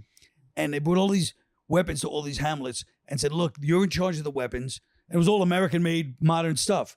And of course, the Viet Cong, who kind of controlled more or less, they had the hearts of the people. They took all the weapons. So we supplied the Viet Cong with all these weapons in the early 60s, and it kept them going. it genuinely makes me like all my information's from the Ken Burns documentary, Right. and I watch it, and every time I'm watching it, by episode 2, I'm like, what the fuck is going? Like Yeah. it doesn't make sense. Well, I don't know if this was in the Ken Burns documentary, but did you see the guy? It is. I think it is. I saw the Ken Burns. Is Beckwith, with the guy, an advisor, Colonel Beckwith, Oh yeah, Sergeant Charlie Beckwith, and he goes, they interview him and he go, what do you think of the Viet Cong? He goes, finest soldiers I've ever seen. This is in 1965. Yeah. What? He goes, what? The Viet Cong? He goes, best soldiers I've ever, I wish I had 200 of them under my command. And right away, you're like, oh, we should have realized Yeah. something was up then. well they'd been fighting for 30 years. Mhm. These dudes have been fighting since like World War II. They didn't stop fighting. Really? From World War II until the end of Vietnam, they were fighting constantly. And their home territory. Yeah. And they're so small, they had to be crafty. All the tunnels, all the trails, they know everything, Oh fuck yeah. you know? Was that the first American war where like the American troops were like, what the fuck's going? What's the point of Yeah. this? The I first think time they Korea, were like- I'm sure they were a little bit like actually. Yeah, Korea, MacArthur screwed up Korea. Yeah. MacArthur, everybody was like, don't do this. MacArthur's like, the people loved him. Yeah. The Korean people like, this guy's our savior. And he just was like a king over there. Yeah. And then he just said, we're going to do it this way. I forget, he landed on the coast. So he did something that was strategically a nightmare. And even his generals were like, don't do this. What are you doing? And he goes, I know what I'm doing. And Yeah, that Of guy. course He it's had, still- he had a fucking God. ego, dude. That stinks. He referred to himself in the third person. Did he? was fucking Yeah. nuts. Yeah, he was wild. MacArthur was wild. That sucks. He might get a bad rap though. I kind of like him. yeah, no, he was beloved. Look, Yeah. the people loved him because Japan loved him because after World War II, they were expecting, because they were so horrendous during World War II, they expected him to really bear down, and he treated them like, he said, you treat these people like human beings. So Japanese people treat him like a god. So he felt like a god. That's tough to shake off. That would get me. If Yeah, I was getting like samurai glory, I'd be like, yeah, you know what? Yeah. I know. Even Dudes if are like presenting you swords and You shit. get to wear I'm one of like, those yeah, I cool guess I am. suits. If I get to Yeah. wear one of those cool suits, I'm like, who do I? I'll slash I think away. that's why God never even let me sell out like the Beacon or something like that. He keeps me at a level of 300 to 400 seats on the road, and there's a reason for it. Oh man. So what was it? So chronologically, the French direct. So we were like boys. So it's with a them. French colony. Then there's World War II. Yeah. Japan takes over, and like always when Japan would invade, all the Asian countries were like, "Nice, finally the fucking white colonists are gone. Yeah. We're gonna get treated well," and they immediately get starved to death and Yeah. beheaded and fucked with. It sucks. So then when the Americans liberated Vietnam, and the British, whoever, they were like, "Fuck yeah, we love America," Then France after World War II, who just got their fucking ass whooped. Yeah. They're like, actually, we want those colonies back. Nice. Yeah. And, and Vietnam was like, no, this is ours now. Yeah. We're independent again. So then Do they have to write a letter to Vietnam like, hey, buddy, we're coming back. bad news? Yeah. Yeah. So yeah, sorry. We should start chronologically. Yeah. Let you. What all I year? watched is fucking Ken Burns. What are we talking about? Well, I yeah. don't know. Whatever you want. What you said. And then, France, when they lost, you know what I mean? The Geneva talks, I think it was the first Geneva talk back then, maybe not. But then, That was the best one. was that That was probably the best one. First, Geneva was we the were like, best. hey, I like Geneva. And then we went in. Eisenhower said, we're just going to arm them in the 50s, We're just going to keep arming them because we don't want communism to spread down there. And then, because China, they were about China taking over Vietnam. But Vietnam wasn't worried because they were half communist. Like you said, by that point, Ho Chi Minh was pro-American until that horrible event where the France destroyed like all these innocent villages, and then he turned on America because we supplied France. They didn't have Fair enough. In Bien Dien Phu, Bien Bien Phu is when they got cocky. America started supplying France Mhm. because the only way the French could get anything was airdrops Yeah. because they were in a fucking valley getting destroyed. Like 8,000 French dudes died. Jesus. Again, though, the Vietnamese lost like 3-1 casualties, but they were like, "That's a victory."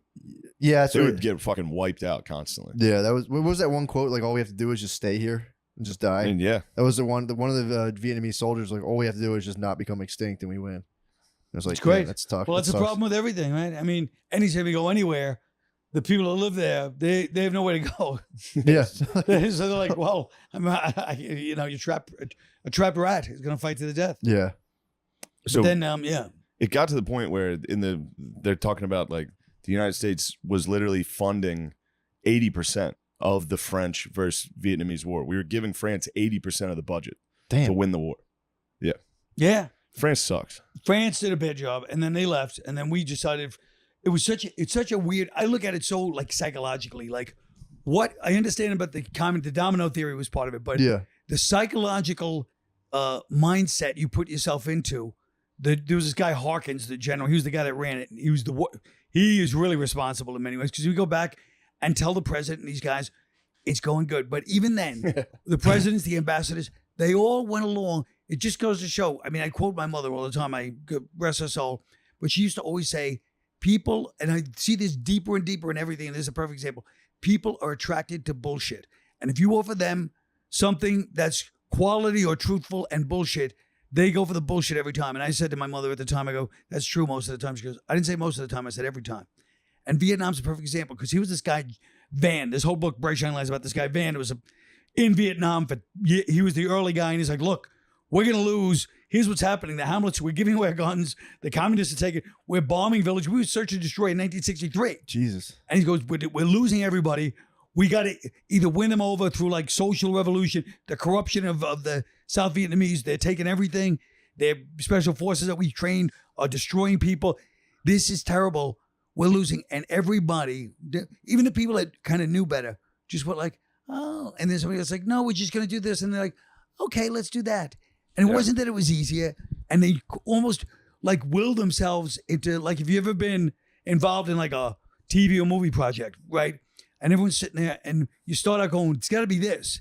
And then slowly you start to go, "Oh yeah, no that." And then somebody that wasn't involved in the first month walks in and goes, "Are you guys all gone crazy?" And yes, you have.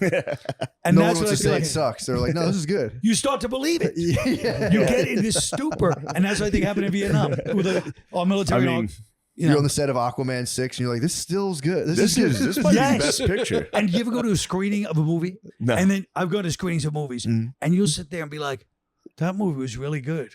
If you're around the movie, Sure, and yeah. you know the cast, you know for the Yeah, people, yeah, you're like, "It was good, it was bad." And then if I've been with people that go, "Are you crazy? That was shit." And then later I'm like, I was in a state of temporary insanity, and I feel like that's what happened. Ah. For Also, years. the domino effect bothers me. It just annoys me. You don't It's like dominoes? Obviously, You don't like- Obviously, I crush dominoes. No, you don't. I'll tell you, you don't like. You don't like that slippery slope theory. That's basically the domino effect, Yeah. right? I agree. I don't When like it. when it comes to why we were in Vietnam Yeah. was they were like, well, if China's influence and the Soviet influence gets Vietnam, they're going to get all of Southeast Asia, and Yeah. it's like, so Well, but at the time, Russia had just taken all of Eastern Europe in the early 50s. So in the grand scheme of things, considering how people felt at that time. I know they were scared of it, but it's. I mean, it wasn't like just some crazy. It was like, wait, they just took Czechoslovakia, Hungary, all these places. Yeah. They're moving. Everybody in Europe is on the same page. Everybody's like post-World War II, and they're like, oh, they're going to move. Because everybody knew even in World War II, remember what Patton was like, we should go right into Russia. Yeah. Patton, by the way, an enemy of my family. Really? One of my uncles was 19 years old, World War II, captured by the Germans, POW camp for a year. German POW camp, 90 pounds. He's 19 years old. Maybe he's 20 by now. He's in the hospital when they finally release him. Patton's visiting all the wounded troops. Then he gets to the POWs. They go, "Do you want to?" These are all the POWs. He goes, "I don't talk to cowards." Patton says, "He goes, I don't talk to cowards. You're supposed to die with your unit. I don't believe in POWs." So my uncle hated Patton. Every family get together. People like, especially when the movie Patton came out, it was like, "Hey George, you're gonna go see the Patton movie?" And he's like, his name was George too. And he's like, "I beat it." You know? Damn, you wouldn't just snub the POWs? He literally goes, he called them cowards. Yeah. My uncle like 90 pounds. He's 19, 20 years old. He's I going mean, like, one of the opening scenes in Patton is when he's slapping a guy in the hospital. oh yeah, He's that's slapping right. him, calling him a fucking The coward PTSD. in the That's hospital. right. That's right. The Yeah. PTSD guy. Jesus Christ. All right. Yeah, that's what a jerk. So, Yeah, where are we at? We're saying We got. we're saying that you don't believe in the domino theory. I mean, I understand at the time there's a hysteria. It's the same reason we fucking went into Iraq. We were like, Yeah. they're trying to kill us. They hate our freedom. Right. they do. And after fucking 15, 20 years, we're like, what the fuck was that? Right. There was no weapons. Yeah. And then, I don't know. Well, I remember that remember the book I was talking about, the George Friedman book, where it was the next 100 years and they predicted all that stuff? Remember like 2 weeks before Russia invaded Ukraine? Yeah.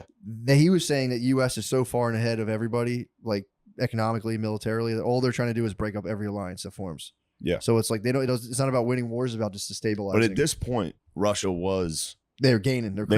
they were pretty fucking powerful. They just got the nuke. Yeah. Now all of a sudden But it he, was, by the way, to that end, I think it was Ellsberg, the guy with the Pentagon Papers, which was a big thing. But when one of these guys was looking into the Russia thing in 1960, he was working with a nuclear, and he said it was shocking because they were like Russian. They were nowhere in the same ballpark with us. They had nothing compared to us. Really? And the military just had this, narrative in their head like Russia and us, and they were just child's play compared to us at the time. 58, 59, something like that. I think that was Ellsberg, Pentagon Papers, but I'm not sure. But something like that. But yeah, that was the other side of it. Damn, so we're even that fighting was against- bullshit. But they did take all those countries. I mean, that was Yeah. real. Yeah. yeah, know. but all those countries are fucking shit. Well, were they shit Eastern because Europe of and that? though? Southeast Asia. But were Who they? gives a fuck? But were they shit then, or were they shit? Because of Because people say the same thing about any colony, Yeah, like you're talking like Macedonia, Bulgaria. And how important? They were the shit back in like. But this brings up the 1400 question BC. about capitalism versus communism. How important is free will? That's the question. So I don't know. You know what I mean? I mean, that's what this whole thing is about, right? yeah. Yeah, or I think it's human organization schemes.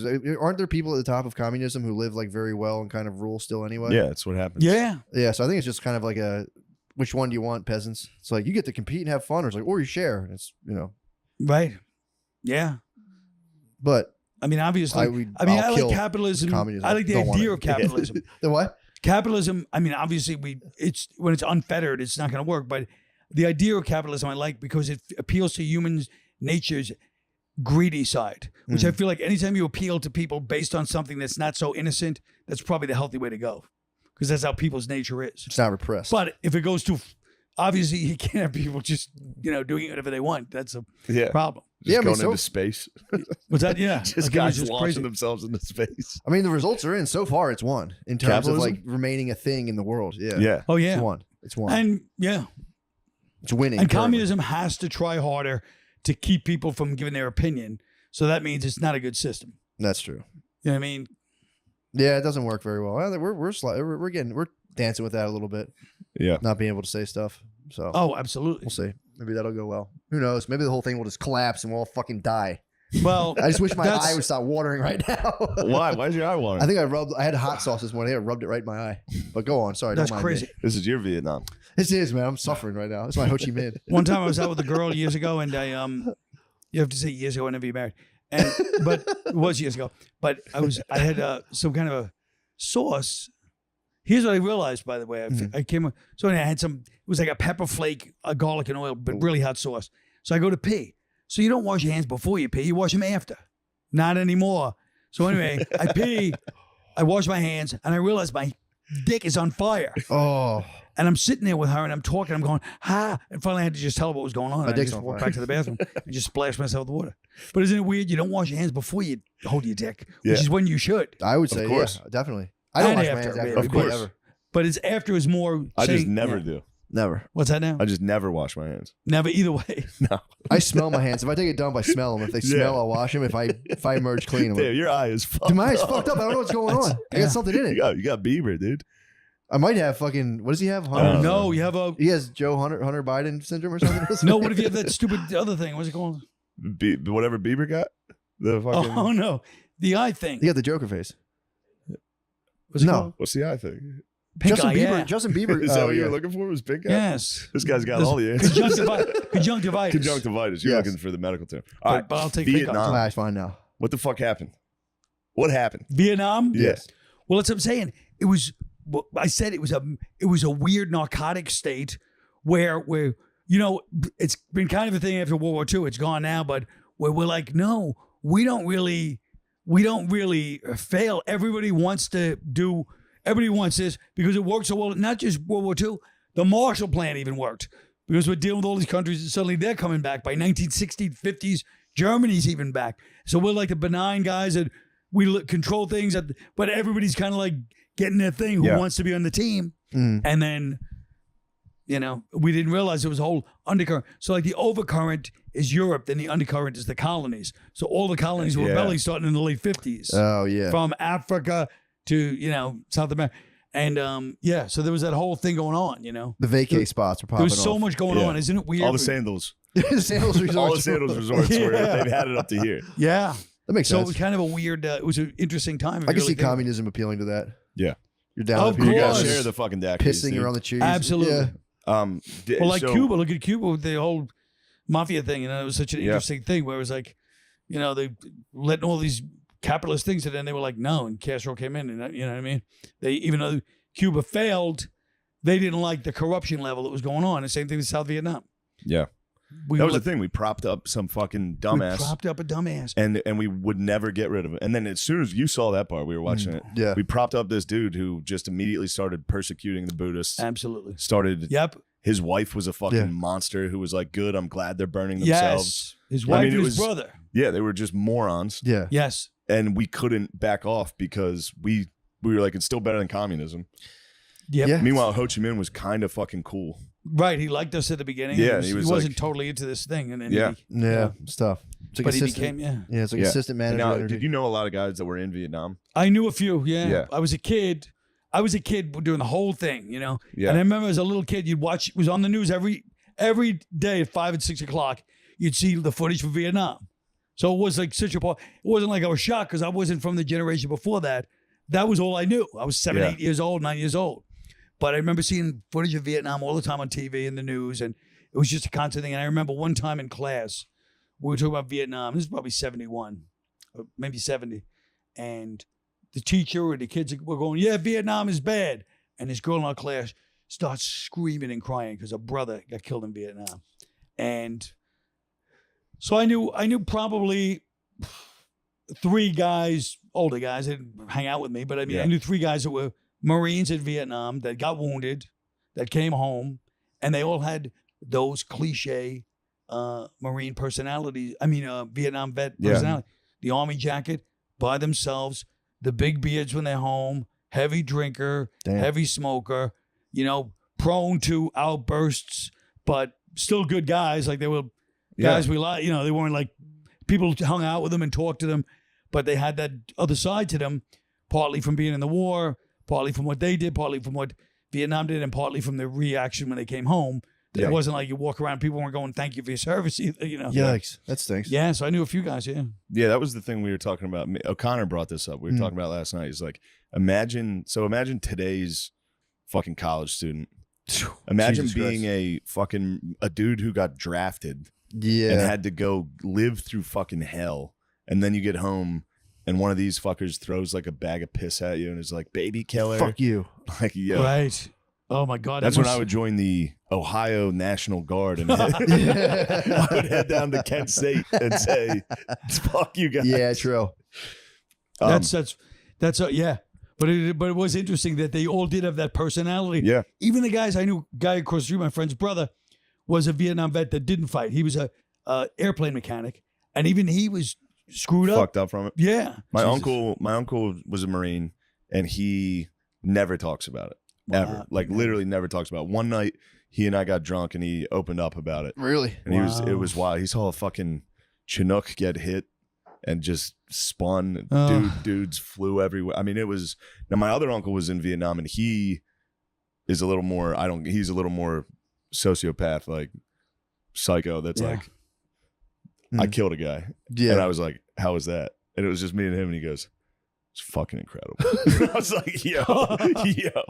I told you I knew a guy who was a sniper, and he was saying, he's like, you get addicted to the feeling of killing people. And he's like, and he was a nice dude. He's like, I didn't have like ill will towards people, but he's like, I like would watch people eat dinner, and as soon as they finish, right in the head. He's like, by like the 12th one, he's like, you get like a god complex, and you're like, I'm ended. This is done. Damn. Yeah. So you just watch people hang out. The guy in Vietnam, I've told you this before. It was like a 90-degree trail, and you couldn't see around the corner. So he's walking one way. A Viet Cong was walking up the path. He said they literally bumped into each other in the jungle. And then it was just a race to see who could get who could get their gun out faster, and he got his out. Woo! First. Jesus Christ! Now he's still. I mean, and then he got fucked up. He got hit with a rocket propelled grenade. And he blew. His nipples missing, his calves off. Yeah, and he had to lay there because they're in the middle of a firefight. He had to lay there for 3 hours on the jungle floor, like, I'm dead. I'm dying for sure. Yeah. I mean, he's a hero. Yeah. Yeah. Yeah, but I mean. Fuck. And is it that different from war? Like, my father was in Korea and Korean and war, and he said the most disturbing part was, which is still chilling, that the lieutenants or the officers would nightly bring in the Korean prisoners and beat the living shit out of them, and always like, "Hey, Brooklyn, you want a piece?" And he's like, "No, thanks." And they would just like just torture the guys, just beat them for fun. So it was already starting to lose the The glamour of World War II. And then, but Vietnam is a different. Like, I feel like this setup, even though it happened in World War II, it happens in every war. The setup of search and destroy is what fucked them all up. Because here you are, you grow up in the 50s, you're watching these movies, you have a little bit, even if you're not innocent, you know you're capable of, but you're still. And then suddenly you're in the middle of this thing where they go, no, you have to burn all these hamlets because, like I said, the Hamlet program, the Vietnamese took over the hamlets. So they go, and the Vietnamese are in there. And whether they are or not, they're in enough where you're like, okay, it's them and me. And so you're torturing all these peasants out of their house, torching their village. Burning their fucking that's the strategy.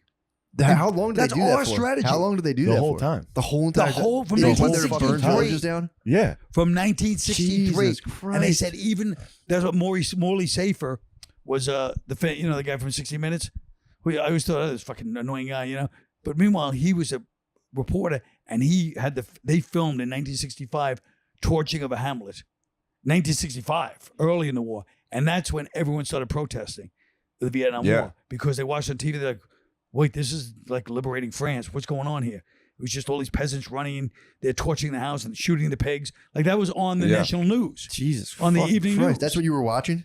Well, I don't remember that, but I'm saying, but people shocked the whole country. That's when the protest began. Because we were the good guys. We I were got always you. the good guys. But We were was always the good the guys. news showing it like, check us out? And everyone's like, boo, or like, fuck. No, the news was like, hey, This is That's crazy. because the news was doing their fucking job. True, yeah. And they're like, here's what's Yes. actually happening. No, right. They just shot. And Morley Safer had to leave. Like, they were threatening him because they were saying he took it out of context. He didn't, which he probably He took did it too. out of context. Well, I'm saying Yeah. they weren't saying that they'd been getting shot, like Marines had gotten shot from that village. Yeah. Oh, yeah, So I'm saying it wasn't like, it's not just us evil and everybody else is good either. But I mean, No, it they were still bad. was a stupid strategy. But see, this is what happened. And it was Yeah. crazy because the French had just done it before us. Yes. So they did this thing called pacification where they were like, Right. they tried to do the social set. Like they were like, we're going to help build your rice paddies up. We're going to give you food. We're going to build schools. And during the day it worked. And then at night the Viet Cong would come in take the food, That's take right. the fucking guns, That's right. hide guns in the villages, hide weapons, Yes. hide soldiers. So then during the day they'd come back and they'd just keep getting supplies and they'd Yeah. do raids from the villages Mhm. with the weapons and shit the French gave them. Yeah. And then so the French would come back and be like, we know you're harboring communists. Oh, Jesus. And they would burn the fucking village down. Yeah. And then we did that. We did the And we exact did same it. thing. And then under the thing of like, we don't want communism to spread, which is funny to be like, we don't want you want to be free, guys. Trust me. And you're like burning Yeah. villages down. Like, trust me, this is Well, better. and I think we We're did the good. same thing kind of in Afghanistan, right? Mhm. In Iraq, where it Instilling would be like, democracy. we're going to give you guys money, work with us. And then the Taliban comes in at night Mhm. and is like, puts a gun to their head and is like, Well, you that's work with us. yeah. I mean, That's the whole problem with everything, right? Yeah. If you go to some, if the cops go to a neighborhood bar, the only analogy I ever use and everything is a neighborhood bar. And but if they go to a neighborhood bar and go, listen, we want you guys to do a couple of troublemakers in here, and the troublemakers are in there, or they're Yeah, outside yeah. waiting for these guys to leave. yeah. They're not there. They're only going to be there part. They know you're going. Yeah. Leave. You're not there to stay forever. So Yeah. it always ends up screwing you. Yeah. And if we don't kill them at night, they're going to come get fucking beheaded. Well, by Isn't the that what happened in communists. Vietnam? I Yeah. mean, once they took over, Exactly. they Cambodia, all that stuff, they just destroyed. They Yeah. genocide, got rid of everybody that bugged them. And everybody with a pair of glasses. You know what I mean? Yeah. I mean, It's like how'd you get those? They literally went. Well, it just anybody who's sort Yeah, of yeah, yeah. fancy themselves intellectual. It was like It's like the army came in and literally just rampaged through Bushwick, Williamsburg, and Greenpoint in the past 3 years. Nice. And just said, Hey, hey. I Everybody get it. here I was- get it. everybody here who's been to a show at a bookstore, just line up. Just burn the bookstores.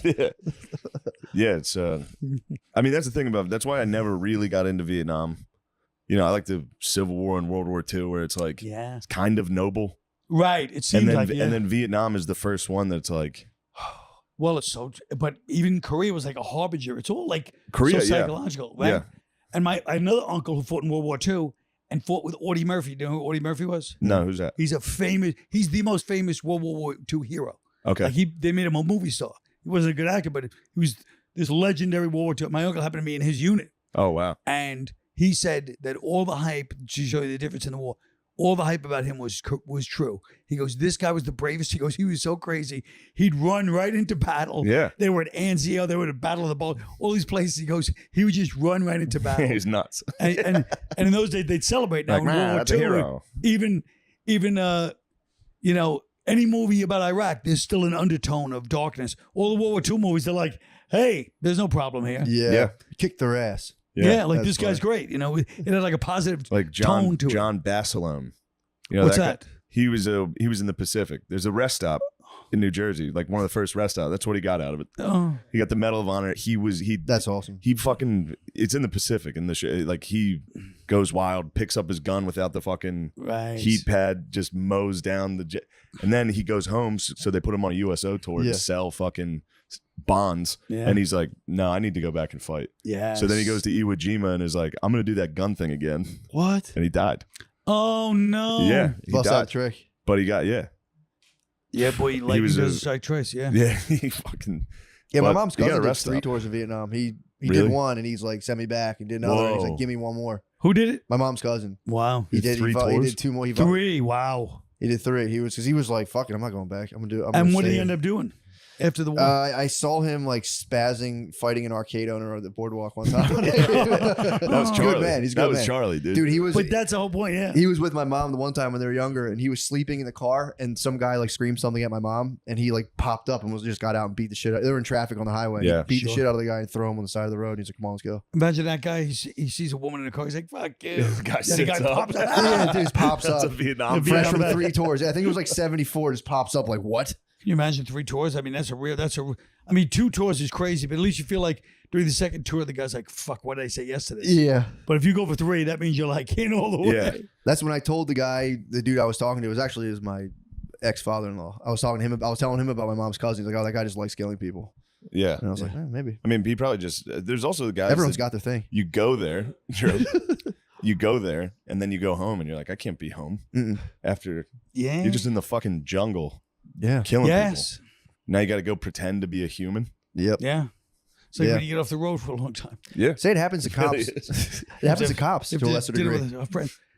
What's that? Yeah. It happens to cops too. Yes. They get addicted to that adrenalized state and they go home. They're like, this sucks. Sure. And they stay there forever. And Get fat. but the other thing with Vietnam, which I've watched a lot of those YouTube guys where they interview, and you see the similarities in them eventually. And one of them is that they said they got screwed. First of all, just imagine this: supposed to be the country sending all this money for aid. Several of them said the sea rations were terrible. He goes, we looked at the date on some of them. They were Korean and World War II. Yikes. That's how old the sea rations were. Jesus. That they're giving to the troops at supposedly the richest time in our history. And the other one is the M14. They said the M16 got more guys killed when they switched to the M16 because Westmoreland wanted, or one of these guys it was like a vanity project. The M14 wouldn't jam in the mud. The M16 jammed, and they said guys would just be getting killed, bayoneted to death because it would jam and you couldn't unjam it. Oh, fuck. And the M14 the early gun was better. That sucks. Yeah. America really fucked up. I don't like it. But yeah, The whole thing was bums just me out. Yeah, And then each president had an opportunity to fucking end it. yeah, that's right. And they all just keep fucking dragging it out. But that's what I mean. That's what I'm saying about that Yeah. state. Kennedy, Yeah. He was close to ending it. he was, but Yeah. he wasn't. Well, they You know what I made mean? Like- sure he didn't. And they said, and this guy Van was talking to Henry Cabot Lodge, who was the ambassador, all the guys who were close to Kennedy. And it was just one of those things where it's like, just at the last minute, it's like any other decision you've seen in any power person, where you're like, everybody has this logical argument, and then they go, no, I think this is better. Yeah. And you're like, what? Why? You don't even give us a reason. And he never gave us a reason. There was Was there any kind of economic advantage that like was clear? I don't think so. Really? They I didn't don't even like think there make was any. any- Yeah, I guess there No. was nothing really there. I mean, there was Babes, rubber. No, there was babes, rubber. babes. Yeah. All the shit that was there was gone when we left. True. Yeah. Rubber, coconuts, all the rice. It was all gone. I mean, we fucking killed it. Damn, that sucks. I mean, Agent Orange. I mean, when you think about it, Yeah, I forgot about that. Agent Orange killing all the people. They said their levels of whatever dioxin were 3 times anybody else by the time we left, and all the troops. I mean, doing it to your own troops is just crazy. I mean, that's the height of like immorality. You know, it's just yeah. the guys that are there fighting, and you're just Yeah. like, yeah, well, you know, it's like, no, they're the ones you have to really try to be a little more careful with. The opposite of what you're doing. It was really a weird situation, you know. Also, the French were using napalm too. They were before us. Yeah, they were. We did everything they did. Sounds like a French the word. exact Napalm. same thing. Yeah, Yeah. you know what that is? Yeah, that Napalm's fucking just was it? gel. Yeah, isn't it like petroleum gel and they light it on fire and you Yeah. spread it if you like touch it. You Try to put don't water have on to it. light on fire. It just goes on your body. It burns. Yeesh. And water makes it worse, right? Because if you take a Yes, grease fire, put water on right. it, it gets worse. Yeah, it stinks. And I mean, but France really wanted Vietnam, so Well, They they had loved them it. before that. Yeah, they wanted it back. I mean, they had it, they lost it. They're like, I think we can get this back. they want their baby back. Started But spreading what some is- fire on people. Yeah. What is it Come on. about Vietnam that's so? Because we apparently wanted it too. We went in there in the mid-50s and we couldn't leave. You ever go to a party and you're like, I gotta leave. This party's over. Oh yeah, And it's like, it's and like you know what? you Yeah, I gotta guess get I will up. do some coke. You're saying I it was guess too I will it was live too here. And you AM end in up going, Vietnam. if only I had left at 11 o'clock like I planned to. That's Vietnam. This probably is just a psychological thing. It's like you want to be the best general. You start losing. You're like, fuck. We got Yeah. this. We got this. And it's like, no. We should have this. Hear me out. This is my passion project. Yeah. This is my baby. Yeah. I mean, that's the other thing. Everybody was just about, you know, the military, like their job is to get more money for the military. Mhm. How can you get more money if you're not in a war? You know?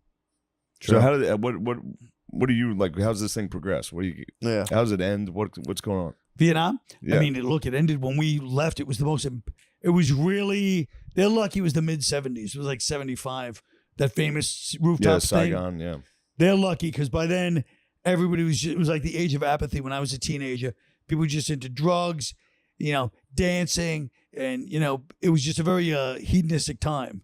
People were done with all the protesting that happened in the 60s. People were done by the 70s. You know what I mean? And they're just like, yeah.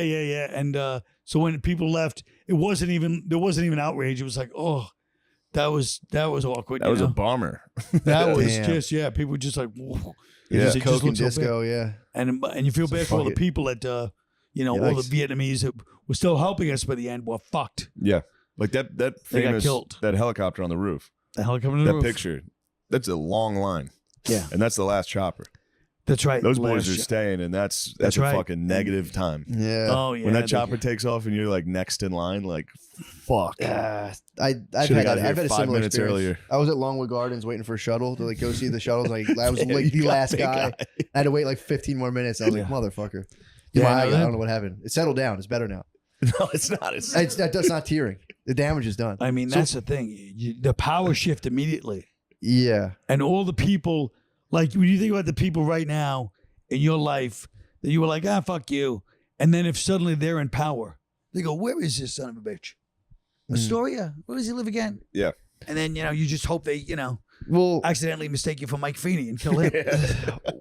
yeah, but what's it like? So you grew up watching Vietnam, and Yeah. then what was it like for you to see like the Iraq War and all? Because the older I get, the more I'm No, like, I already saw this before. I believed that there were weapons of mass destruction. They got you too. They got me. I believed it all the way. I said, there's got to be weapons of mass destruction. It wouldn't be this, they wouldn't be going to this extreme after Vietnam. They wouldn't be if it our wasn't leaders. true. Oh. They're not going to be fooled twice. Wouldn't be this I diabolical. said they can't be that stupid, or diabolical. Either way, I said there's no way there's not weapons of mass destruction. There wasn't. I mean, I was a kid. Me and the Senate believed it. Yeah, you and Hillary Clinton. All of us, yeah. Only a few didn't. I was a kid, and it was 2003. Yeah. So I was fresh off 9/11. I was an 8th grade fucking patriot. I had a bone dude. to pick. Yeah. I was pretty yeah. much a troop. At Yeah, this they point. had you. They had you. 4 years later, I'd be going to West Point. Yeah, they had you. I was ready, Yeah. but yeah, They Vietnam, warmed my seat up. Iraq, I was pumped. I was Yeah. watching. You remember when you I like the watched the fact that he news? thinks you get into West Point. That's a hard school to get into. I got it. he was in. You did? Yeah. Yeah. Wow, I'm I very went. impressed. You did? Yeah. Well, I quit right away, but I went. Oh, that's impressive. Yeah. What do you have to get on your fucking SATs to get into a place I like played that? football. That helped. Oh. Yeah, they got me in for that. Yeah. I got like an 11 something on my SATs. Yeah, Nothing. it's Yeah, it's a Better than little, me, but it's not that good. little above average. Yeah. Yeah. That's Yeah. that's potential. I got 1100. 1030. I was 1100. For football, that's a fucking 1600. Yeah. I got true. 1030. In my defense, I did take them on THC. That's pretty tight, actually. They used to have hits THC of pills, or you THC. smoking weed? Pills back Yeah, then. that was in the 70s. The THC We had pills. THC What? pills. Yeah, dude. I People thought that just was snorting fucking and new shit. age bullshit. No. Nah, dude. All that shit we took, it wasn't probably as powerful, but it was Yeah. real. I heard the THC pills are powerful as fuck. Now? No, Okay. the Good ones idea. back then. Oh. Well, because angel dust was sometimes sprinkled in. But I'll tell you what, You'd first be time like, I "All right, took, this is gonna chill me out. to give you an idea of how if THC was powerful, the first time I took it, I was on the corner of my block, and I had to walk back to my house because I was like, it's probably a couple of 100 yards, from the corner. I had to walk by putting my hands against the wall. Oh and shit! like this the whole way. That's how scared I was. No, that's I was you like had, this. you had way more than THC. No, I'm That's telling you, 'cause they insane. didn't know. They would make pills and they would be like 2,000 milligrams. They didn't know anything. It was Yes. people in the 1950s. I remember like, them. They were pink, small, square. I still remember them. yeah, it was just pure THC. I would hear about this all the time. And they would take these pure THC pills, and it was probably like 2,000 milligrams. And no one had any idea what was coming. No one had those like one time I took an edible at the airport Yeah, stories. true. It was just you grew up in the 60s, and all of a sudden you're on 2,000 milligrams of weed. Well, You're like, those fuck? people really, at least by the 70s, it was more. Yeah, those people.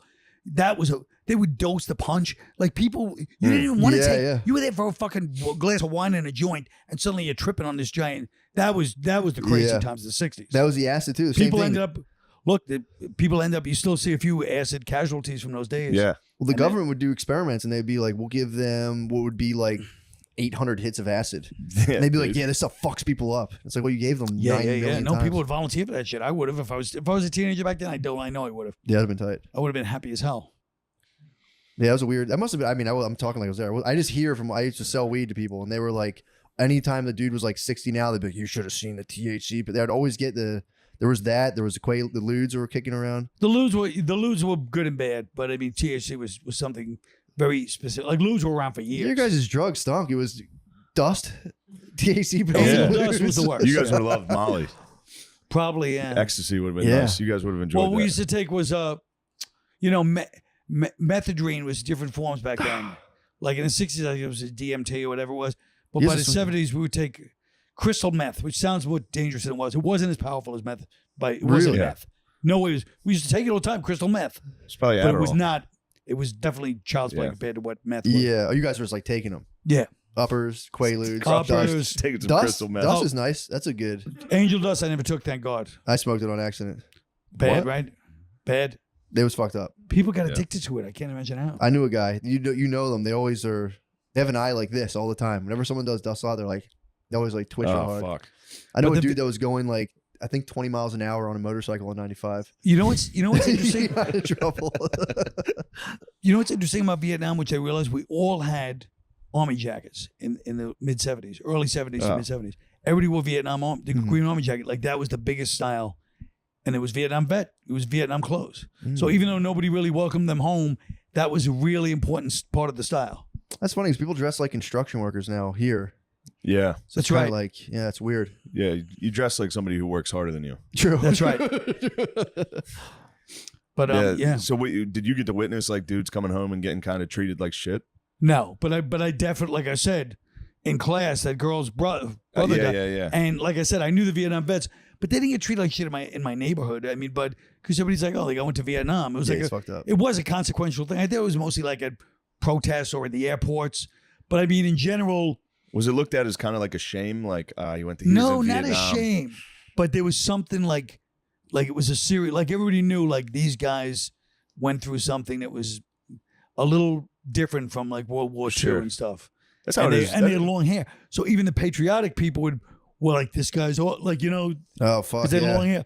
But they were, you know, they were great guys. I mean, Yeah. some of them were really Yeah. great guys, you know. Like It's they weren't kinda- that fucked up, but they get wasted at night. But everybody, in those days, it was different. Like they weren't like, oh, that guy drinks because he's a Vietnam vet. People were getting fucked up all the time. Yeah. Everybody was smoking weed. Everybody had long hair. Everybody had army jackets. And everybody was just kind of insane. So it was Sounds awesome. Yeah. It was kind of awesome. But so there was something different, at least around then at that time, you know. I need to bring it back. But Bring it back. I need to get way more militant in my weed smoking army jacket. I'm Yeah. fucking up right now. It's funny to be fucked up and smoking weed. Like, It is, be yeah. like, yeah, I'm just dark. Your military. I need to be like,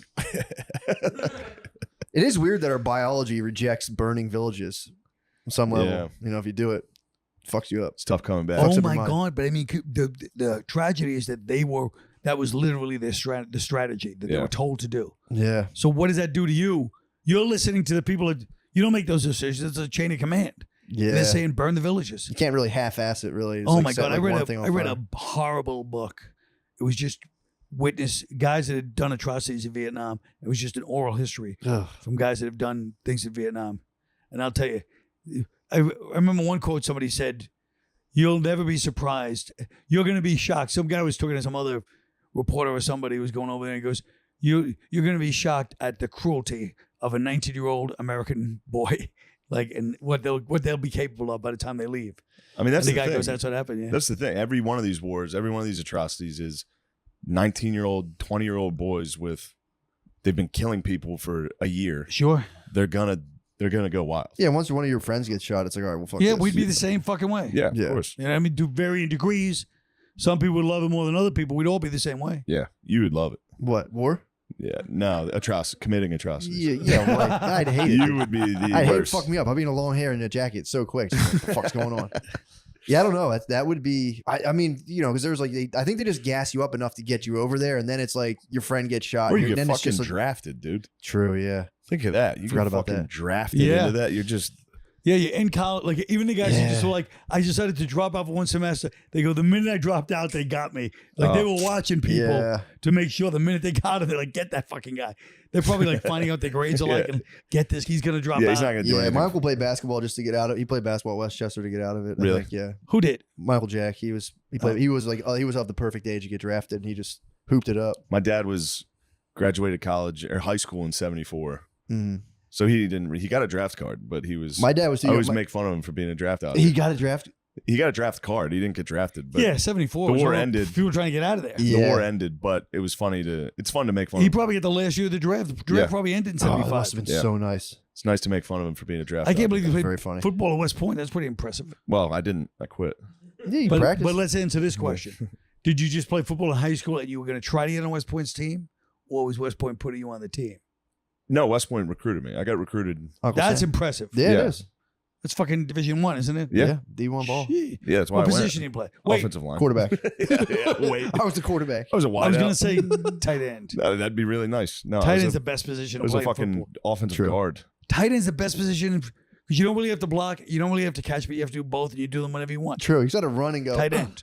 That's it. Yeah, 3 steps, cut across the middle. That is Yeah. impressive. It's It is impressive. D1 ball. yeah. You Fucking guys should have seen D1. me You should crying. have gone to Penn State. Didn't you grow up near Penn State? Yeah, I wasn't good enough for that. No, they're fucking Those monsters. guys are fucking Yeah. They're monsters. There's a difference. Yeah, In they were another- Division One. There's a huge jump from Sure. Army to You just have to play Navy. a major program. You would have been yeah. in a war though. Yeah, it was 2006. I would have been. You've been. In the Yeah, Army. I would've you would've graduated. been. Yeah, I would have been in. You might have The tortured. You Middle might East. have you would have tanked been the in Afghanistan. village. You would have been in the surge in Iraq and then Afghanistan. We shuttled you right over to Afghanistan. Man, you would have been. And I went over I'd and did have been shows in Djibouti too. We had, we Oh, had troops nice. in Djibouti Yeah, right by I know. Somalia. We got off the plane and it was flies. I mean, the whole sky. Like I'm like, what is this? What is right up here? It was this dark like dirt? Like I thought there was like some kind of a coal oven. It was flies. Oh. It's fucking flies. Djibouti and Somalia would not be great to grow up in. No. Djibouti stinks. Somalia would be pretty Yeah. good. Did you ever read the It really Ion does Hershey? stink. Other- Literally. Fucking Djibouti? yeah, it's a I rough mean, it's place. such a funny place. You know what the capital of Djibouti is? What? Djibouti. Really? Yeah. Djibouti? Yeah. Pretty tight. Just thought that's nice. Where But is yeah. Djibouti? On the Horn of Djibouti? But Africa. that's what they said about Vietnam. By They the said Middle you East. get off Is it the really? plane and it stunk. That was the first thing Oh, they noticed. fuck. They said it's the hottest place on the planet and it Stinks. smelled. Yeah. The minute you got off, that was the first thing everybody noticed. Djibouti stinks? No, At least- Vietnam. At least Oh, Vietnam stinks. Sorry, I thought you said, I know what you're doing, Matt. No, that's what I thought you were talking about. We got good movies and music out of it though. Oh, Vietnam? Out of Vietnam. was that really Vietnam though? Yeah, the birds. There's enough suffering and bullshit that good stuff came out of it. I'm saying, but most of those most Oh yeah, it came after, obviously. or before or but it wasn't really directly related to it. You know, ABBA. what's that? ABBA Yeah, came ABBA out came after. out 'cause Came of out Vietnam. I'm after. saying all the good music was used in the Vietnam movies, Yeah, but it wasn't true. necessarily because of Vietnam. Ah. yeah. By the way, I did a show, a 9/11 Wounded Warrior thing last summer, and in the middle of it, John Fogerty, speaking of one of the famous Vietnam soundtrack guys, Creedence Clearwater, Yeah. he gets on in the middle of the show. Everybody's tired, by himself basically, which is a little band, and sounds and looks exactly like he looked from the old days, and destroys the place. Wow. Damn. It was really so impressive to see, and he was a real Vietnam soundtrack guy. Yeah. Every Vietnam movie has got a Creedence Clearwater Yeah. song. They'd be nothing without Vietnam. Creedence Clearwater. Yeah. That was- Well, they wouldn't have made they wouldn't have been bad. They wouldn't have lasted that long. You're right. True. But it's also because he had a lot of rain songs and a lot of apocalyptic songs. I think that helped. Like for example, like, have you ever seen? right. Well, that song, "Have You Ever Seen Rain?" Like I was like, oh, that must be about Vietnam because it's about this whole clash. Or it must be about the end of the world. It's about him and his brother fighting and then breaking up a band. So this is what I mean. I Yeah, want it to yeah, be yeah. about Vietnam. yeah. He's got an argument with his brother. Yeah. Wasn't that the guy who got sued for using copying his own music when he did CCR? That was owned by some record label. Then he put out his own stuff, but it sounded so much like CCR. He got sued by his record label for That's stealing his evil. own music They would for sue a sounding guy. too much like himself. That's evil. That's a tragedy. Maybe That's Hitler was evil. right. That makes me sick. I think that was him. That makes me sick to my stomach. Yeah, They have the audacity to sue a guy. it was illegal for him to go "Da-na-na-na," To too be many himself. downstrokes at once. They'd be like, Oh my God, that's really psychotic. fucked up. Yeah. In the 80s too, he needed. He Well, I'll probably tell you needed one of fire the it back greatest up. scenes in. You ever see that Beach Boys movie where his father goes, "Well, I sold the rights," and that guy, what's that actor's name? He's really good. The young guy that played Brian Wilson. I don't think I saw a Beach Boys movie. It's pretty good. I mean, it's not that great, but he's The this Rock? guy's so good. He's that actor. He's always in many things, but he just is sick. He looked sick. Yeah. When his father goes, I says, the Beach Boys' father was like a real dick. Beach Boys, another one. Talk about I wonder how that influenced their relationship with music. Like, because music, Beach Boys is before people knew about Vietnam. Mm. And then, a lot of bands were associated with the more conservative. I would say, here are the bands that would be the Vietnam vet guys. Not the hip music, it was anti-war. I would say the Beach Boys, Frankie Valli and the Four Seasons, the Young Rascals. Like there's certain bands Damn, it sucks to have PTSD and listening to fucking the Beach Boys. It was probably Waking up in yeah. nightmare every day. Well, then they got weird. The Beach Boys ended up getting kind of weird. Sure. Well, I don't want to discuss it unless you guys watch the movie because it's true, such true. a known entity. But the whole thing is that crazy Mike Love. He's the lead. Yeah. He was the one. He tried to sue Brian Wilson He was named Beach Boys when Brian Wilson wrote all the songs. That's fucked up. But then he gives this speech. You have to watch this speech of him at the when they were inducted into the Hall of Fame, Rock and Roll Hall of Fame in like 1988. Because everybody said he was kind of a douchebag, you know. He gets up there and he goes, "This is 1988, 88," Yeah. and he goes, "Beach Boys, I'd like to thank. We had more #1 hits than anybody else. We toured the world 16 months in a row. I'd like to see the Mop Tops, that's the Beatles, try to beat that one." Oh fuck. And then he says something else. He goes, "I'd like to see Mick Jagger and the Rolling Stones try to top," like he was literally arguing from like 1965. The Beach Boys And the are whole the place ones. was like, oh. Beach Boys fucking rule, dude. That just Yeah. moved me. I'm like, fuck yeah, dude. Fucking Yeah. pussy ass Beatles. Beatles are fucking pussies. Mick Jagger's a bitch, dude. Yeah. The Beatles are the best. First of all, I love the Beach Boys, but the Beatles are the best because just imagine everybody's trying to be hipper and more bluesy, and these guys will be like, "Ba, ba, ba, ba." In the middle of their thing, they'll do songs with fucking oboes and kazoos. Yeah. That kind of rules. Yeah. I mean, that's kind of Yeah. badass. They took it back. back for the whites. They took it back to their stupid dance hall shit from England in the 50s, you know. But that Did was you a watch the producer. Get Back documentary? No. That made me a Beatlemania. I heard it was Beatlemania awesome. for- I pretty want to tight. see it so badly, but I want to get Disney Plus. I'm just too lazy. I'm sick of putting in passwords. True. I can't do it. I have to have a password for Disney Plus. Can't they have one password for everything and just use it? Like one thing you could buy a subscription. It's communism, dude. We almost had it. We Yeah. fought it off. What's that now? Yeah, it was communism. We almost had it. Yeah, we were Communism all is That's one right. password. One One password. password. That would Good. get me actually. Like, dude, everything's on one thing. Just Yeah. put on your gray sweatsuit. But the Beatles were, they were part of that. Music was. You're right. Like music was really part of what people at that time. Like I remember, it was such a Vietnam thing. Like you would see these shows, and even as little kids, we knew. Like if you'd watch like the Dean Martin show, because we watch everything. You were a little kid, and you watch like, the Dean Martin had a TV show, and you knew they were pro-war. And then Nice. you watch, almost no other TV show was anti-war. Really, Laughing was a little bit, And Which one was anti-war? what Laughing? Yeah. I'm saying like all these shows on TV. So they Yeah. have these old people, and you'd think, even though we're like 7 years old, like those are the squares. Mm. Like, you know what I mean? They were Yeah. like pro-war, and then you see So it like was cool. It was cool to be anti-war when you were young. Sure. Yeah. Oh yeah. No, that was like the hip thing. Oh, so you're saying like the sanctioned station shows were just kind of Yeah, like most of you knew like they were squares, even though we were little Yeah. kids. We knew they're squares. You're good. So the shows of that time were supporting a horrific war and like a horrific kind But of they were really government thing. supporting it, but you just now, kind of knew no way. that was like the way it was in Yeah. some weird way. You could sense like that was it. That's why Saturday Night Live was the first really anti-establishment. Like I know the Smothers Brothers and all this other stuff, but Still are. Saturday Night Live. SNL's, yeah, they go against the grain. Oh yeah, Way big time, dude. yeah. But I mean, at that when they first started. But again, it wasn't political by then. Yeah. That was Yeah. just like, oh shit, these people. We all smoked weed. Like the whole country smoked weed in those days. Everybody got fucking high. It's amazing to me that it wasn't legalized then. Yeah. Everybody smoked weed. Everybody had weed on them at all times. Everybody, under age 40, and SNL was the first time people were like wearing tie-dyed shirts on TV. Like they didn't dress up and jeans, and you could tell they were Really? Yeah. stoned, and you could tell they make little jokes the whole show about being stoned. So like Huh. that was like it was the most breakthrough thing anyone had seen on TV. That's kind of nuts to think. When was that? 75, 76. That's kind of nuts to think about. Yeah. That was the end of right after the war ended, I guess. And now, Yeah. the major late night shows are just freewheeling. Big Oh, time they say it freewheeling. Now it's just back to Vietnam, Truth to power. where they're all like, Yeah. Truth to "You power. better listen to the government." True. Like, all right, Yep. It's the kind of fucked government's up. right. Dude, I'm telling you, I talked about that earlier. It's the concept of Enantiodromia, where anything at its absolute extreme flips into its opposite. Yeah. Sure. What do you call it? Anti-what? And I think I'm not pronouncing it right, but Enantiodromia. I'm not sure. It's a swing of the pendulum, dude. Yeah. The pendulum's reaching just to go back. Can't to you the say other swing side. of the pendulum is more poetic? Yeah, Why do you true. have I to should use a say that. scientific term for something that was beautifully... It just sounds cool. No, swing of pendulum sounds cool. The pendulum swing. The Pendulum zenith, of the, sounds the cool. zenith of the pendulum is just the beginning of it going Yeah, back like to the that other the state. pendulum. I like that. I mean, that's not what you're saying, but pendulum's much cooler than antiodromia.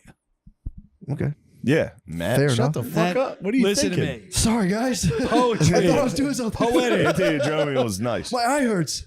Was that? What's the fucking snake eating itself? Ouroboros. That thing too. That too. Yeah, that's in there too. We got that. You know what I'm Snake saying? eating yourself. Yeah, Yeah. I don't know. Yeah, Fucking Ouroboros, dude. What do you Yeah. call it? Ouroboros. Ouroboros. Cosmic story, yeah. But does it Yeah. really eat itself, or does it just appear to eat its own skin? That's a question. Really? Nobody knows? Gosh. Let's get back to Vietnam, dude. How about King Rat? I like that one too. What's King What's Rat? that? All the rats are in a circle together. Do you know that one? Yeah, they all like eat. What do? Their tails get caught together and they end up. Oh yeah, a rat net, like when their tails get knotted together. You ever see that? Oh fuck! It's That's what a fucking King Rat is. disgusting. Ew. Yeah. And what do they bite each other to death? I Probably. don't know. That's what rat. Yeah, rats for sure. Oh You ever my see God. rats get killed by terriers? Yes, That's Pretty fun to fantastic. watch. the greatest. Yeah. It's like It's in Northern really England. fun to they're like, watch. okay, well, let Yeah, me they go. just Like, dig them up. Oh. and- Yeah. yeah. Yeah, it is the best. That's good. it's the best. See them scared for once. Yeah. Not so tough. I don't mind the rats in New York. You don't. They don't affect me.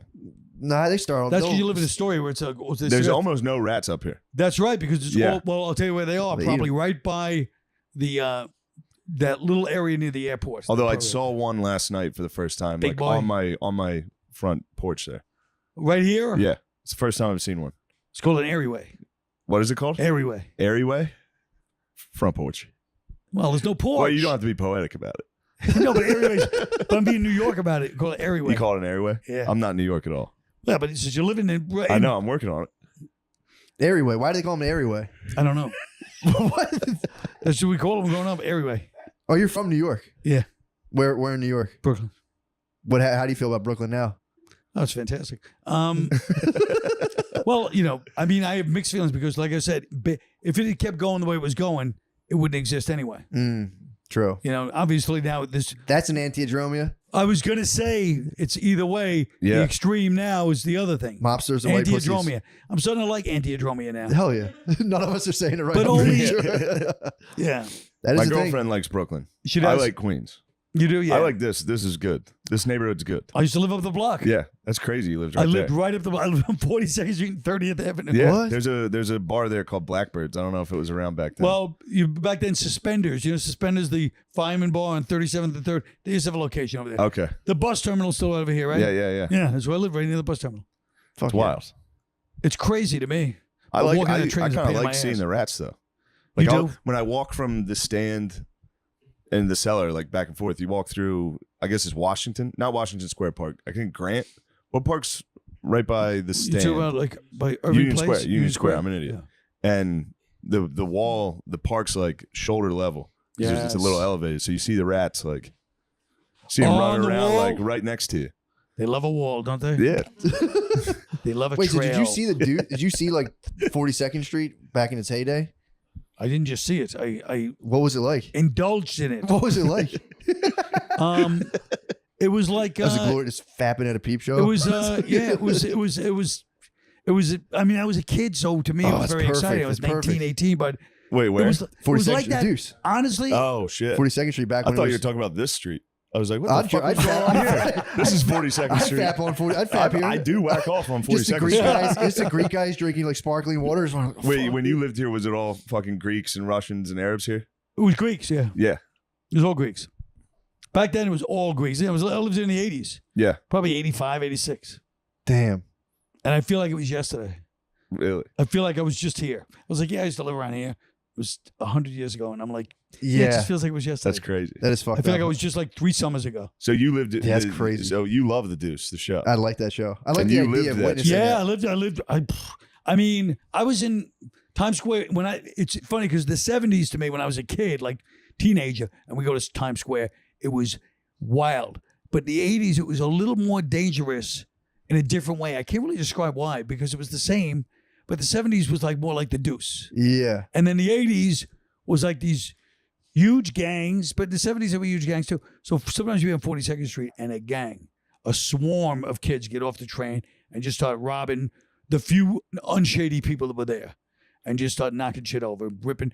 It was the early days of camcorders. So you see the kids waving the trophy for camcorder, you know what I mean? Gang.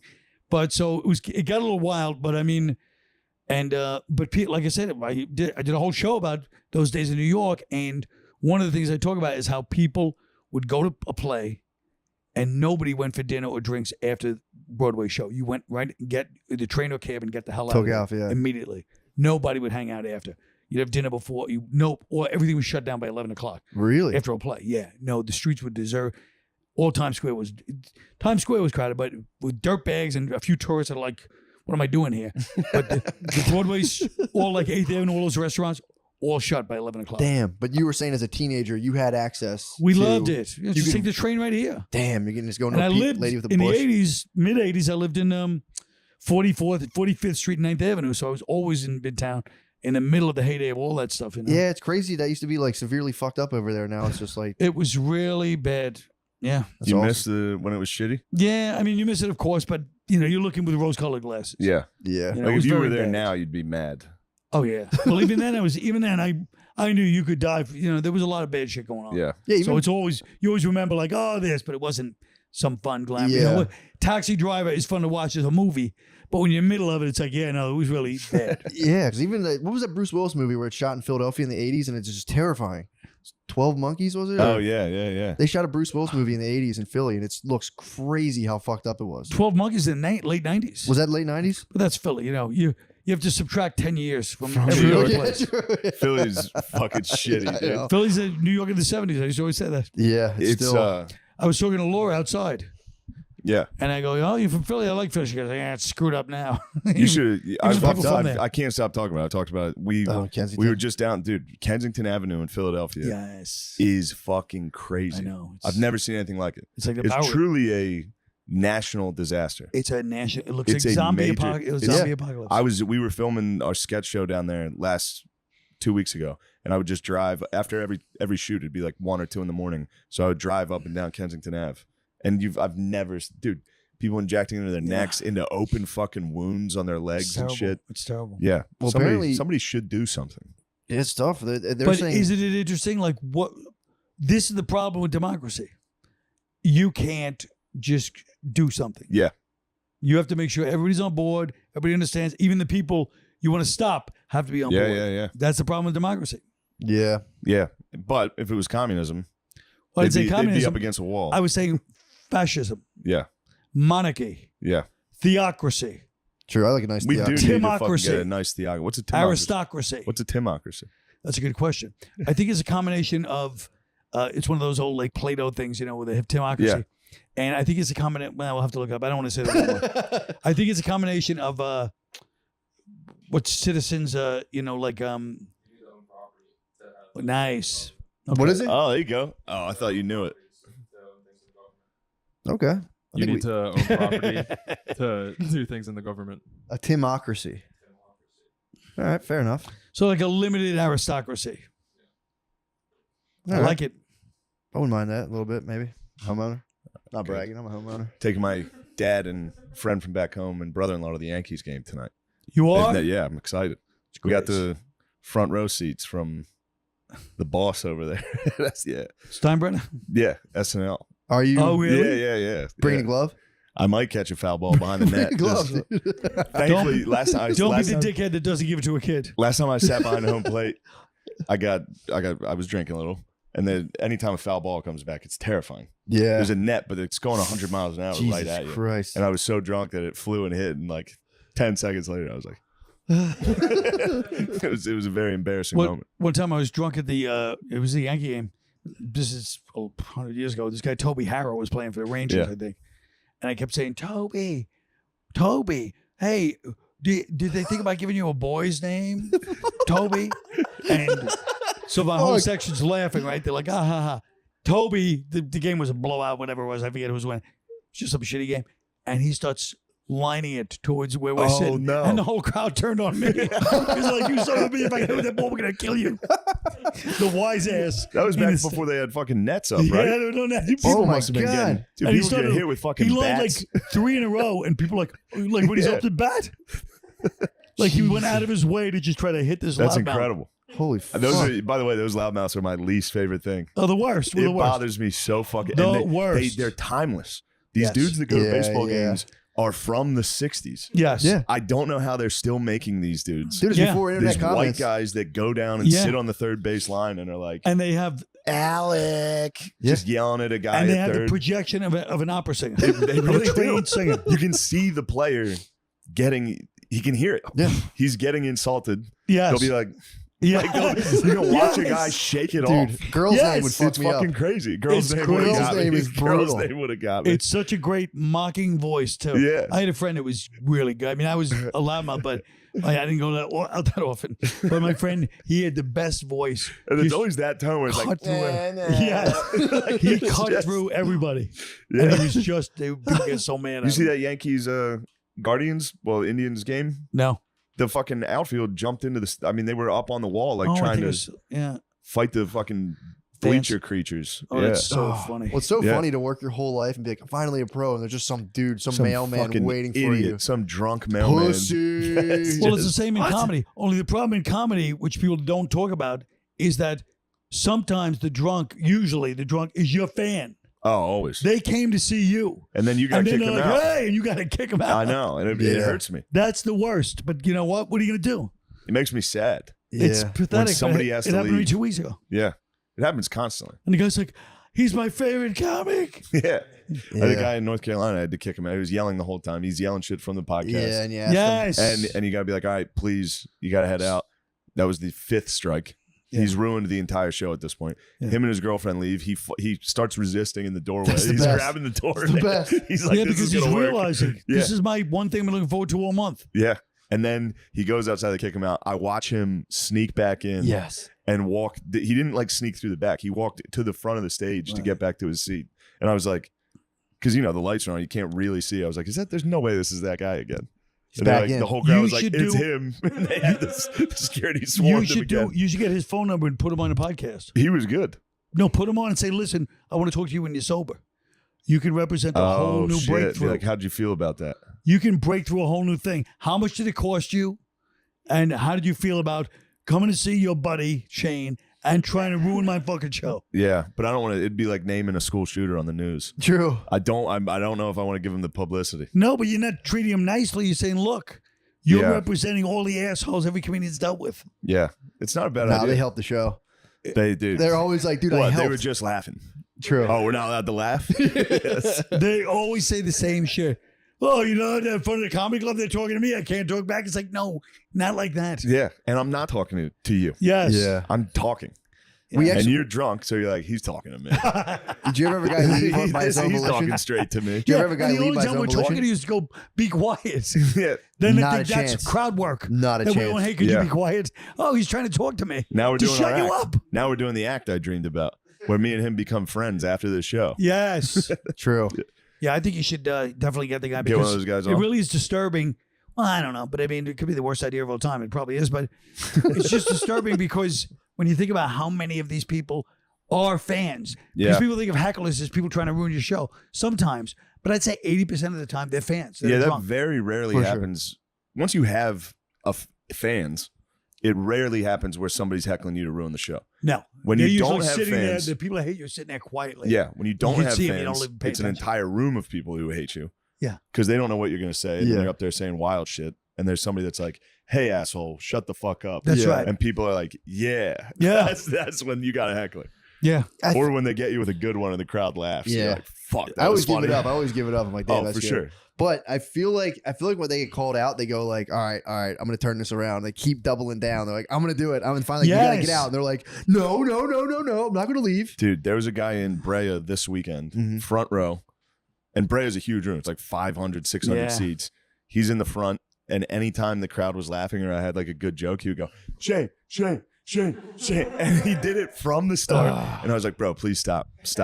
He kept fucking going. His buddy's sitting across from him like, stop, dude, stop. And he would stop himself and then forget. And like 2 minutes later be like, Shane. It's so It was fucking crazy. it's so fucking infuriating. Yeah. I once had a woman that was she was trying to, like she was drunk. I could tell. She was by herself. She was an old rocker Should be chick. illegal. I get some of those. And she was, but you could tell like she was just like, have been through the mill. And she's by herself. And she goes, every time I'd finish a joke before the laugh, I didn't realize there's a slight pause before people laugh after you finish a joke. I think they go right into laughter. But it's always a second and then they laugh. In that millisecond, she would go, yeah.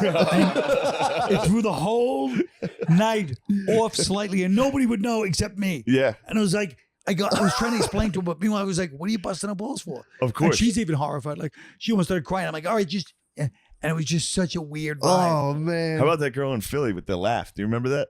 Were you there for that one? There's a girl in the front row that was like borderline.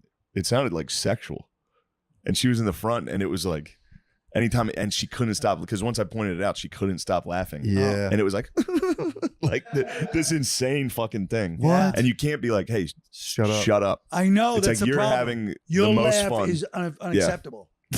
Yeah. Why would you sit in the front? You knew you laughed like this. Yeah. You banished a man. And bananas. We exercised. Banished in bananas. We exercised him from the crowd.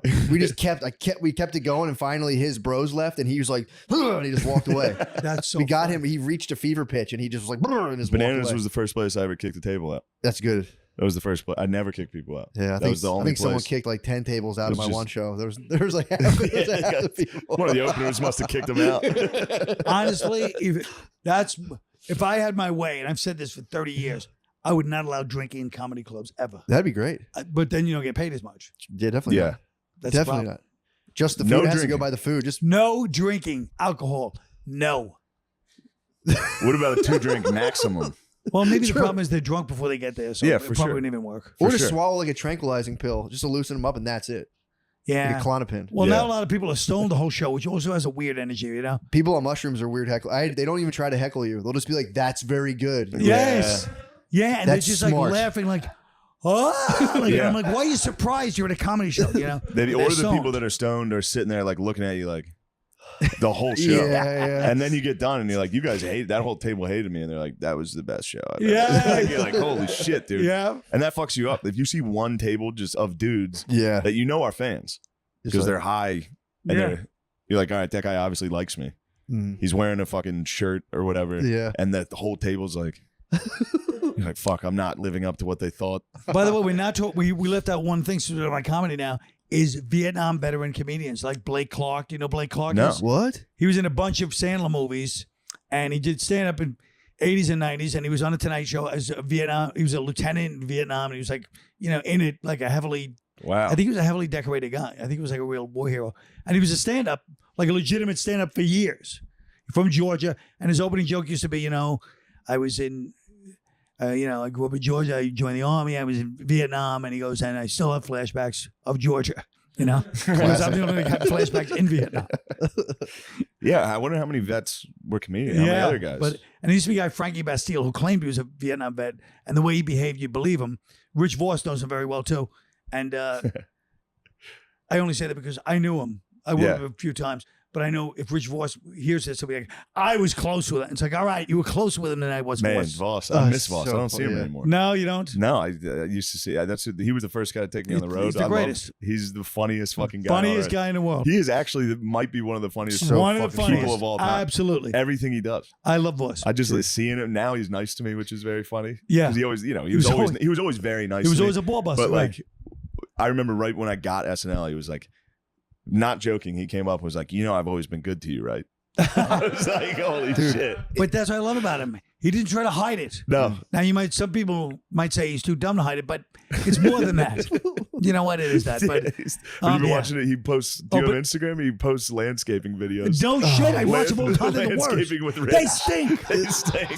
They're so Dude, funny. him on Digital Graffiti was unbelievable. So we had this show. That was where Physical graffiti? it was called Digital Graffiti. Oh. We had a show where See how old I am? I go physical Yeah. graffiti. There was I wait a for Zeppelin.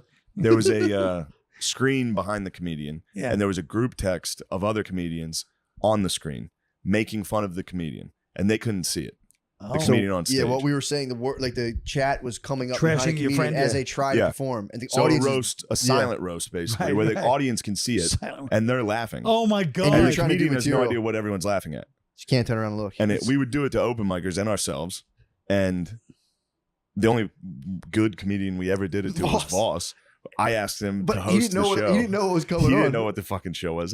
He I still didn't- doesn't know. I didn't know. No, he holds it against us to this day. He was so fucking mad. But usually, I would do like 3 minutes, and you just can't take it. It's the worst feeling in Your the world. people are laughing at you. You were saying it Oh, before. of course, it's people the are worst. laughing at you, and you don't know what they're laughing Yeah. at, so you invent what they're laughing at. you You're like, think it's the "Fuck." worst, most insecure thing you can think of. And he did fucking But like 12 Voss, minutes Voss nonstop. just eviscerated us.